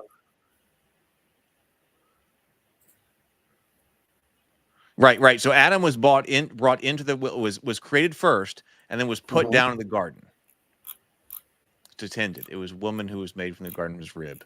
That's the second chapter, right? Right. We talked about this with Brianna. Like that we got two separate creation stories here. So so that's what we talked about, two separate creation stories. And the anglicized, the New Revised Standard anglicized, even it gives it its own header. It says another account of the creation. Another account of the creation. Yeah. Fill the earth. Titter Pig Rancher, I'm not able to read Hebrew, but the language and construction of Genesis is highly allegorical and poetic. Yeah, we did. We discussed that. We discussed that it's not meant to be a literal account, that there are people who do take it literally. I personally do not. And I think that it's fairly obvious that it is allegorical. I know I tend to favor, in my atheism, I tend to favor Catholicism, and the Catholics also say that it's allegorical. They'll teach that it's an allegory. Go ahead. I was going to say something. I forget exactly which comment right here, but like maybe here. I don't know. There was no Satan in the garden. That was a Christian fan fiction. It never specifically says Satan, but I would say one thing that I also saw that I really like. I mean, this is much later, but just a particular interpretation, because you have the association of a serpent with medicine through the caduceus. So a snake has been associated with medicine for a long time. And I want to say that it's in the book, The Heraldic Imagination. One of the first times that I ever encountered the idea of warrior angels was in this book. I know I've said this on this channel before. It was in this book called The Heraldic Imagination, which was an exploration of medieval heraldry, and it went into the heraldry of the church, and including the heraldry of angels and all the different types of angels and all of that had been created. And it may have been in that book that was talking about because Raphael, when you go into the book of Tobit, in the Apocrypha, the association. Yeah, I was just going to say it's apocryphal. Right. Yes. So you have this association with medicine, and therefore the association with the snake with Raphael, because you have this medicine, Raphael, snake, all these things go together. And that there was somebody else, one of these other angels, who was actually the one that was in the garden that was sent by Lucifer or Satan or whatever to tempt humanity. And he intentionally took the form of the snake because he had a personal grudge against Raphael. And that was his symbol for medicine. I've read that somewhere. But I think that would be interesting if you had that, like, okay, to try to get humanity against Raphael's symbol of medicine. That's an interesting idea. Let's see. Okay, so Cassie says, I'm not, or Casey Robinson, the Shacky shooter, says, I'm not preaching by any means. I grew up in a Mormon household. Very interesting. They would always teach us Adam was commanded to multiply and replenish the earth. So either way, he was doomed in the beginning.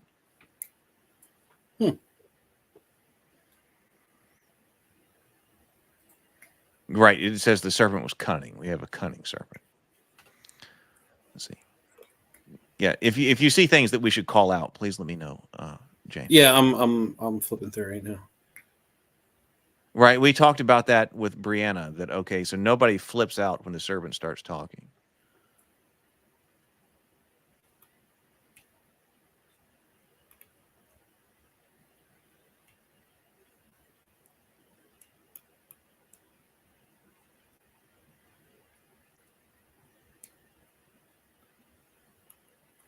Let's see. Oh, hope is her this is regarding Pandora. Drudenfuzz says that hope is her sacred fire. This is going to the Heroine's Labyrinth idea. Hope is her sacred fire. So she kept it. So in your interpretation, Pandora's sacred fire was hope, and she was able to preserve that. Okay. I have to ask Doug about that. I don't know if he's talked about Pandora, because he stayed very modern intentionally. He stayed very, modern with his analysis. So under that, I don't know. Like she saved hope for humanity. Is it a property of? And this would be something I think that would be a really good conversation for Doug. Is it a property of the sacred fire to be sought, or is it a property of the Minotaur to seek the sacred fire, to steal the sacred fire? If it's a property of the fire, then I don't think it qualifies, because no one's really seeking to, it's not being stolen, right? But if it's a property of the Minotaur, it could be. It's just there's no Minotaur in that story. So that's a good question to ask him, I think. Sable says at 9:40 p.m., right after Casey saying the Old Testament never mentions Satan by name. Oh, wait, which is 8:40 p.m. to me. I was like, oh my God. Oh, I'm sorry. Yes. Okay, Apologies. So, at 8:40. Okay. He's addressing Michael. It's allegorical. Here? Oh, no, right here. No, the one Okay. above it. Yep. Okay, there you right go. above it. Okay. Yep. So Sable says, the Titterpig Rancher says, it's allegorical for the maturation process, the human condition. We're born innocent and with no concept of morality per se. Eventually we reach puberty and can no longer return to that innocent state. And then we will inevitably separate ourselves from God through our choices. Then we are going to eat bread in the sweet of our faces and deal with the pain and travail of life in order to wrestle with death until it inevitably claims us. Yeah, I like that view. I think that it's allegorical for several things. Like it's definitely allegorical for the rest of the book, right? Because the rest of the book is a bunch of collected stories with regard to how God says not to do the thing. Humanity does the thing, and then God punishes humanity, and humanity says, hey, can we come back? Can we do that again? But I think that it is also very much an allegory of the progression of human life in a life. I really like this interpretation. It's not necessarily one that occurred to me. I like this.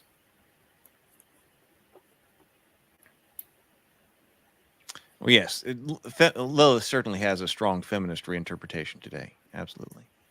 We should talk about that if we get to Lilith. Lilith, I want it to be a very important point of the fiction that I'm writing. So there will be opportunity to talk about that. And when you include Lilith, you end up with a very dysfunctional first family. And you're like, man, dysfunction has just been the norm from the very beginning. There was a whole music festival that ran for, I think, the better part of a decade in the 90s, named after Lilith, the Lilith Fair. So Casey says, Pandora let out everything bad that was then cast onto the earth, including hope. The Bible, Adam and Eve disobeyed and were cast onto the earth where they would die, and there was still forgiveness. Oh, hope versus forgiveness. And well, that's interesting. I'll have to think about that. It is. But so Adam and Eve experienced, where there would still be forgiveness. Pandora cast everything bad out of the earth, but including hope. But they they preserved hope. Hope versus forgiveness. Oh, that's interesting. That's very interesting. I mean, seeking forgiveness is definitely a hopeful act. So it's, repentance is an act of, it's contrite hopefulness. So that's a very interesting juxtaposition. Oh, just for reference, Cassie says, I don't believe in religion. Is that Cassie or Casey? I would say Casey, but I don't know. Casey. For sure. Okay. Let us know. Just make sure we're letting. I don't believe in religion, just so you guys know. Just examples. That's perfectly okay here. That's perfectly. Yeah, it's totally okay. The whole purpose of these live streams are for discussion. So you don't have to believe anything you're advocating or bringing up. This is for discussion. So that's no problem.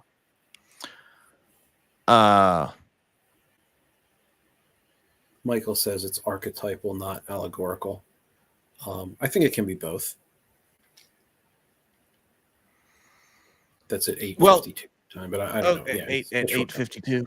Yeah, I don't know. It literally just says it's archetypal, not allegorical. I don't know if it's. You don't need to put it up.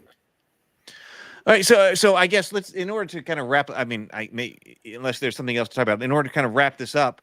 So I would ask you, what are we supposed to be getting out of this story? So in your opinion, in your analysis, and your learned and informed opinion, all in all, I don't know about all that, but I mean, so after all of this, I mean, when we read this, and I mean, you've talked about your relationship to faith and religion, and not today, but whatever. So when we pick up the book of Genesis and read creation and the story of Adam and Eve, what are we supposed to be getting out of this today?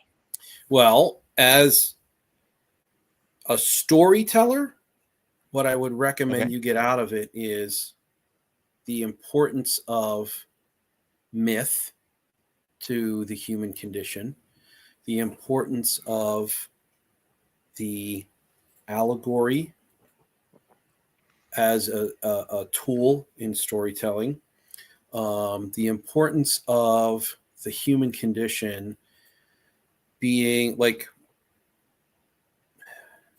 believing the little lies so that you can believe the larger ones later in life, right? Like Terry Pratchett said, but using that as a tool in the box to tell stories. Like, and again, this is as a storyteller, this isn't, I'm not trying to give you the revelation of a grand truth or something. It's just that these stories, for as old as they are, for as tested as they are, for as tired as some would say they are, they hold value in that they present myth as an essential part of human storytelling, and storytelling is an essential part of being human. So myth is important. I think that we should study and understand myth more. It brings us closer to our past, and it allows us to tell stories wherein humanity can aspire to achievement in a very real, believable, emotionally resonant, true way, whether or not they're actually able to achieve it. I think that myth is a very important piece of the human condition, and that's at least what I get out of it. So, out of Beowulf, out of Gilgamesh, out of Genesis, it's an important piece to the storytelling puzzle. That's what I get. There's the storytelling side. Is there? So you didn't go with any kind of moral lesson? The moral wow. No, I didn't go. It must resonate with us on because there's a storytelling approach. That's very interesting because we talk about storytelling obviously a lot here on this channel. What should we learn as storytellers? But obviously, it must resonate. The story must resonate with people for reasons other than I'm a storyteller, so what can I do? Like when people read this, what are they supposed to get out of it?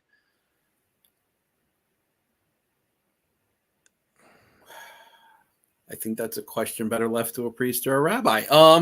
Maybe we should have one on. At some point. Yeah. What are you supposed to get out of this story as a human person? Just, the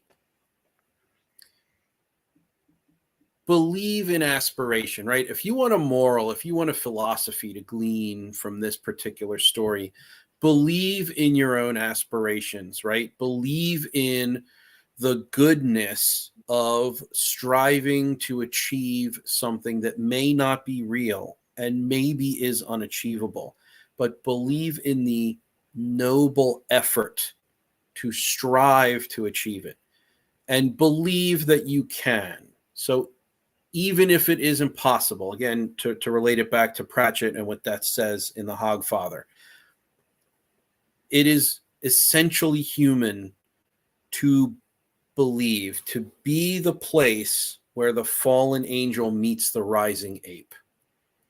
And that's what this story is. It's an essential piece to developing maybe not the divinity of humanity, but these ideas of duty and justice and hope that, we'd all, I think, do better to live our lives by. So that's a really big read in, right? So that's not just in the text. That's a really huge read in.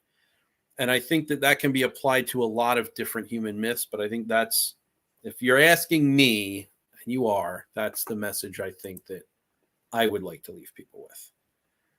I think that is a big read in. It's a really big read in. I am aware.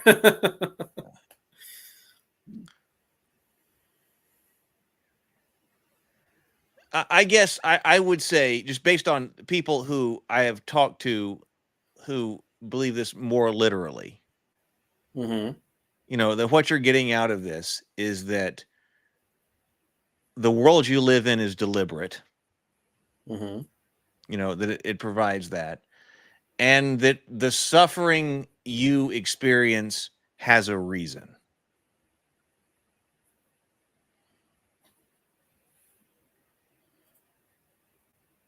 Because I think it's very interesting what you were saying. Because I don't see this as I hadn't ever thought of it as aspiration, giving you something aspirational to divinity.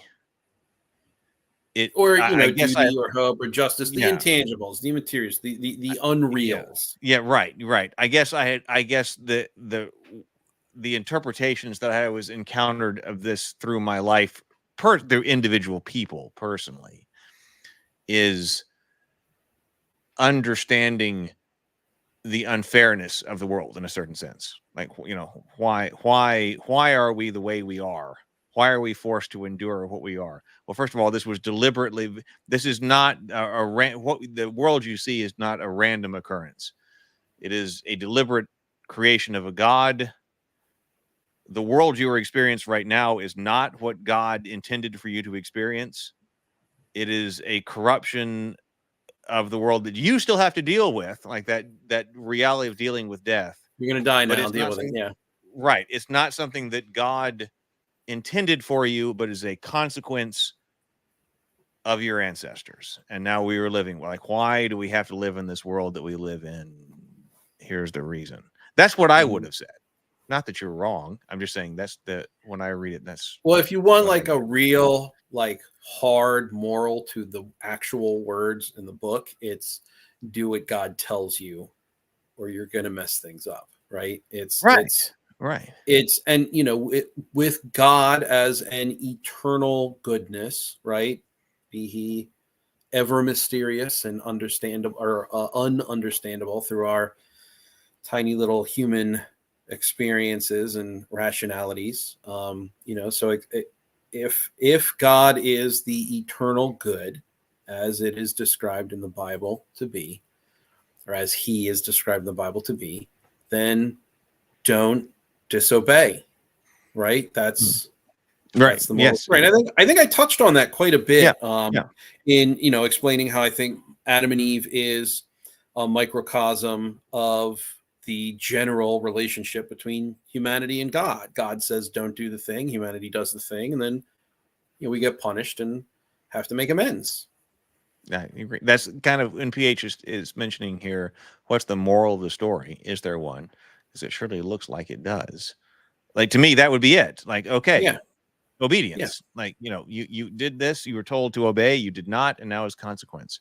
Yes. That is the moral. Yes. That's for $50. Thank you very much. Thank you very much. Thank you very much. Did it right. Pink.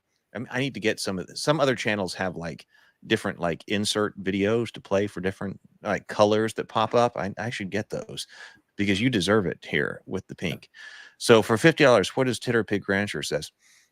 Sometimes the things that may or not be true are the things a man needs to believe the most. Doesn't matter if it's true or not. You see, a man should believe in those things because they are the things worth believing in. Hub McCann. You know this quote? I don't know that quote, no. But I read a similar quote from the Hogfather that sort of encapsulates this same idea. That it's essential for, in fact, let me see if I can find it. Wait a minute. Is this from Secondhand Lions? Oh my God. We do have to cover this show. It's from Secondhand Lions. Have you seen this movie? I have not seen Secondhand Lions, no. Oh my God. Okay, we have got to cover Secondhand Lions because Secondhand Lions is one of my favorite movies of all time. In fact, when you talk about a family movie, to me, the family genre is one of the most difficult genres to do because most of the time when people talk about a family movie, they're talking about a movie that the kids can watch and the parents will endure but are bored, or something like that. So it's very difficult to come up with what I would call a true family movie. I agree with you for sure. And Secondhand Lions might be one of the only ones I can come up with. Okay, we've got to talk about Secondhand Lions. So that is a quote from the movie Secondhand Lions. Oh, man, hold on. I'm putting this back on. I created a whole new list about Table Talk, and I don't think Secondhand Lions had come back on it, so I'm putting it back on. Secondhand Lions. That it's one of the most underrated movies ever. People don't know this movie, but Secondhand Lions. We're gonna go through it. That's from Secondhand Lions. Awesome. It's got the guy from Sixth Sense in it. The kid from Sixth Sense, Haley Joel Osment. Oh yeah, I know Haley Joel Osment. But then the other two guys are Robert Duvall and Michael Caine that are in it with him. So yes, we are definitely covering that. Definitely. Yeah, and Sable. Sable Phoenix says that's my favorite film. Full stop. Okay. Yep. We have a new idea here when I'm talking. In fact, we can talk about this, now. But I don't see any particular reason why one subject only has to have a single day here on Table Talk. Like, for instance, this is Genesis. I've talked about it with Brianna, and now I'm having this conversation with James Bacon. So, Secondhand Light. So, as I've started to create like Gilgamesh and the Iliad, I had one conversation with Brianna, but that doesn't mean I can't have another one. I've got this idea of things that we should cover. And that doesn't mean that it has to be only on one day. So we don't have to say, hey, here's the one day on Secondhand Lions. Let's have 8 people on the stream. Like, it doesn't have to be that way. We can do it with multiple people multiple times. It's fantastic. You gotta have one of those days. I know it's here. I'll bring this up just so you can see that I love this movie. So I don't know if it's streaming or wherever. But yeah, here is one to watch because we will cover it here on Table Talk at some time. Secondhand Lions, man, it is definitely one of the. Have we talked about? Oh well, now it's just completely left me. Oh, Almost Famous. Did we do a stream on Almost Famous here on this channel? Yeah. Okay, so Almost Famous, talking about movies that go under the radar that are amazing. Almost Famous absolutely. and Secondhand Lions. And Secondhand Lions probably even more so. Yes. Almost Famous is, and I think I even maybe said this at the time, Almost Famous is one of those movies where literally everyone recognizes the movie poster. No one knows the movie. Okay. Well, let me ask you one other question before we go, because I don't want to talk about it in too much detail, because I think we should have a whole stream on this. But with the idea, I was, because I've been trying to think about different ways that this Table Talk could go, and that goes with the idea that we don't have to have just one single stream on a single topic. That as other people, come in, or if we get experts on a particular topic, on like even on Genesis or something, we should have them on and have their opinions heard. But we had this idea. Oh, Druden Fuzz knows Almost Famous. I might want to turn it on after this stream, as a matter of fact. It's such a great movie. We've covered story structure and things like that, and we're covering literature. And I put out in a tongue-in-cheek way that we could cover like literature for men. And I received a ton of feedback on both Discord and on Facebook and a whole bunch of different places about different things that different literature topics that could be covered under this idea of literature for men. And I've been thinking about that so much over the last few days, since I just kind of like casually, like, man, we should do literature for men. But it's been such an interesting idea. We've explored storytelling so much, like exploring different literature elements in that way, I think could be a really interesting idea. I haven't talked about it on stream before. I think it could be too. I'll put that out. What do you think about that? I think it would be very interesting. I'm very much in favor of it. I think that it would be a really good idea, like especially if you start in antiquity, because most of the stuff that I recommended was, quote unquote classic or epic style literature or myth. And I think that it's a very good thing to get in touch with that side of humanity and that side of storytelling. So I'm very in favor of it. I don't know. I don't like Hemingway, but that doesn't mean it can't be covered. But I had never been like anytime I had to read Hemingway, I didn't really. I wasn't. I agree. I don't like I didn't like Hemingway, and I absolutely refuse to read Walt Whitman. I do not like Walt Whitman. I will never like Walt Whitman. Do not ask me to read it. I'm not going to. Druden Fuzz says, I read your comments. You said you left me comments on Facebook regarding the literature for men, but you never reacted to my comments there. I thought I did. I mean, I read them all. I thought I did. thought you commented on one of them. I thought. Yeah, I thought I did. I thought I did. Did I miss something like that? Oh, you mentioned Hemingway on Facebook? Oh, I didn't see that. Well, maybe I didn't see that. Because just personally, now that doesn't mean anything. Just like personally, I'm not a Hemingway fan. But Hemingway did Farewell to Arms, right? Yeah. You know, and I made a huge mistake. There's All's Quiet on the Western Front. Mm-hmm. I was confusing that with Farewell to Arms. Like I was confusing those. That's my mistake, because people were talking about All's Quiet on the Western Front, and for some reason my brain connections were Hemingway, and that. No, I had read that. Yeah, Farewell to Arms. There's a sequel. He wrote a sequel to Farewell to Arms. So I think that's an interesting idea. And in fact, I think what we should do is have some people come on to talk about even what, because we've covered on this channel already some of the things that probably are in that. But I think we should probably come up with some type of idea. Like I was thinking, like we can't go modern. I don't think we can go modern on it. Because then it starts to get way too controversial. Because I'm informed. Yeah. Yeah, I I'm informed by the idea. You said like before 1965 or something like that. I think I was going to go earlier than that, because like I'm partially informed by the idea of like the historians who say like I'm a historian, I can't cover anything after the Napoleonic Wars because that's too current. That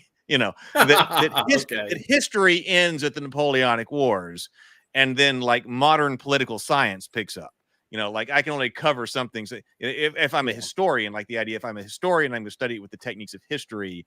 Like I can't study World War II with the techniques of history because that's like a modern thing. Right. I can study things so that's an interesting idea. And I was kind of informed by that. That was like, okay, well, if we were going to do this, like we can't talk about something that was written in the 1990s or, 2000, because that's this. So I think I kind of feel like something like Tolkien should be on it. Because it's so foundational to fantasy and the things that we like, and we're going to cover that anyway, but it seems like that could try to be on it. But I think that wasn't it Dune. I came with 65 because that was Dune. Well, it can be, I'll tell you what, it can be 1965 and before asterisk, right? Yeah. Because if there's maybe something didn't make the cut, but maybe it's worth reading. And of course we've got some other things that are probably not just not like everything has to that we're covering on Table Talk needs to be part of that. Maybe I need like a different kind of like intro to play or something for that, because like when it was actually have you read Mary Stewart's Merlin trilogy?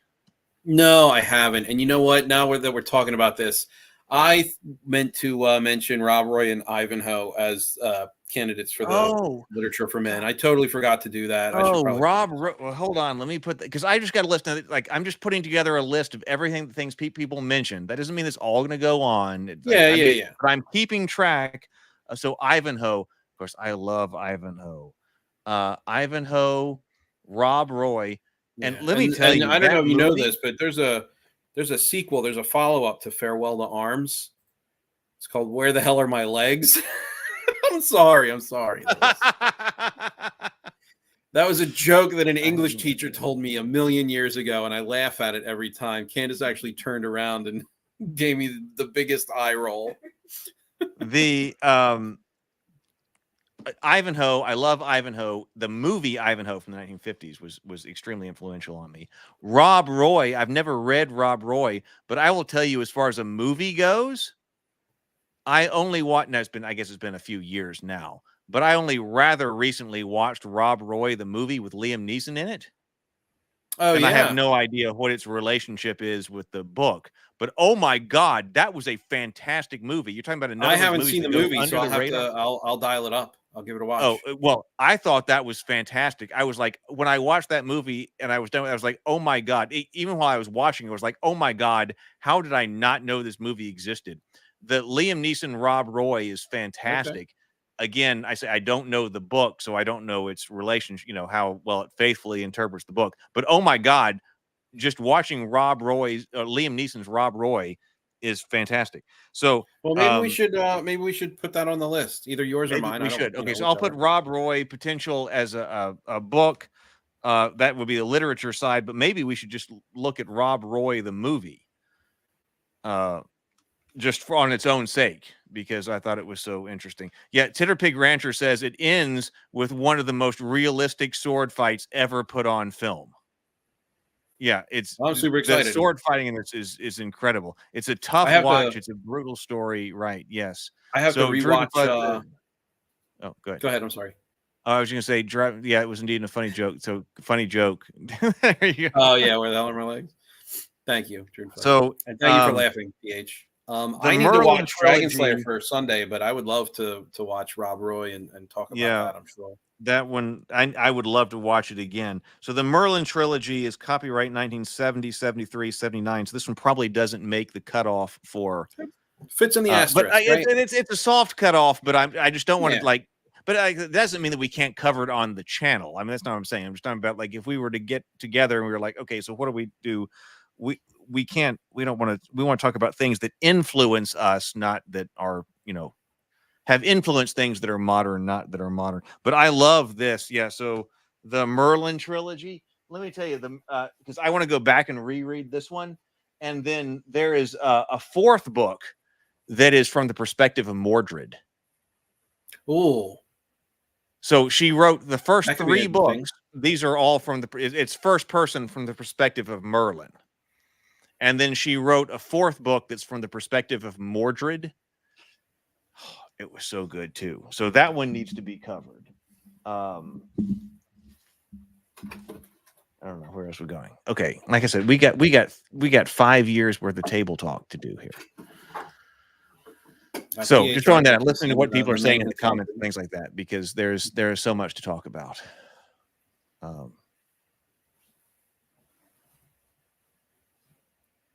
I looked up The Man Who Counted. I did not know that one, so I've started to look that one up. All right. Well, is there anything else we should say, James? Where do we? I don't know. I feel like I got everything else out that I really wanted to say in the first half hour, and then it was downhill from there. So apologies to everyone who was watching me make a mess of this, but I think we're pretty solid. I think we're pretty solid on the whole Adam and Eve. Well, I think we are. I think this was an important addition to this, and we had even talked about that. Well, Adam and Eve should be part of literature for men. So if we go back, this could be retroactively part of the discussion of literature for men. I think we might need to just have some people on to discuss what would that look like, and what would a flow of that kind of course look like? Because we can do things like that on the internet now.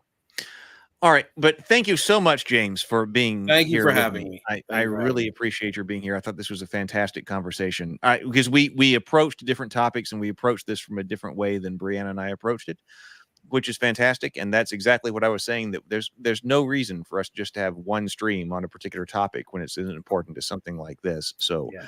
That's what I was aiming at. I didn't want it to be a rehash, right? I wanted to actually contribute something that hadn't yet been discussed. So I'm glad you thought that was successful. Okay, I'm really looking forward to where Table Talk is going from here. Believe it or not, I was saying that there are still a few Table Talks, like 3 or 4 that need to come out that were published on the Heath Geekverse channel that need to come out over here, like John Wick. And then there are about 99 clips that are sitting in draft. So we've been publishing clips. Sherry Lee and I have been meeting, and we've been publishing clips. You've been noticing every day for the past 2 weeks. So the Table Talk clips have been coming out about different, specific topics and things like that. And there's still like 99 more to publish. I went through a major session of just making tons of clips. So look for clips at about 1 o'clock Central on Table Talk in the morning. I will look for them. All right.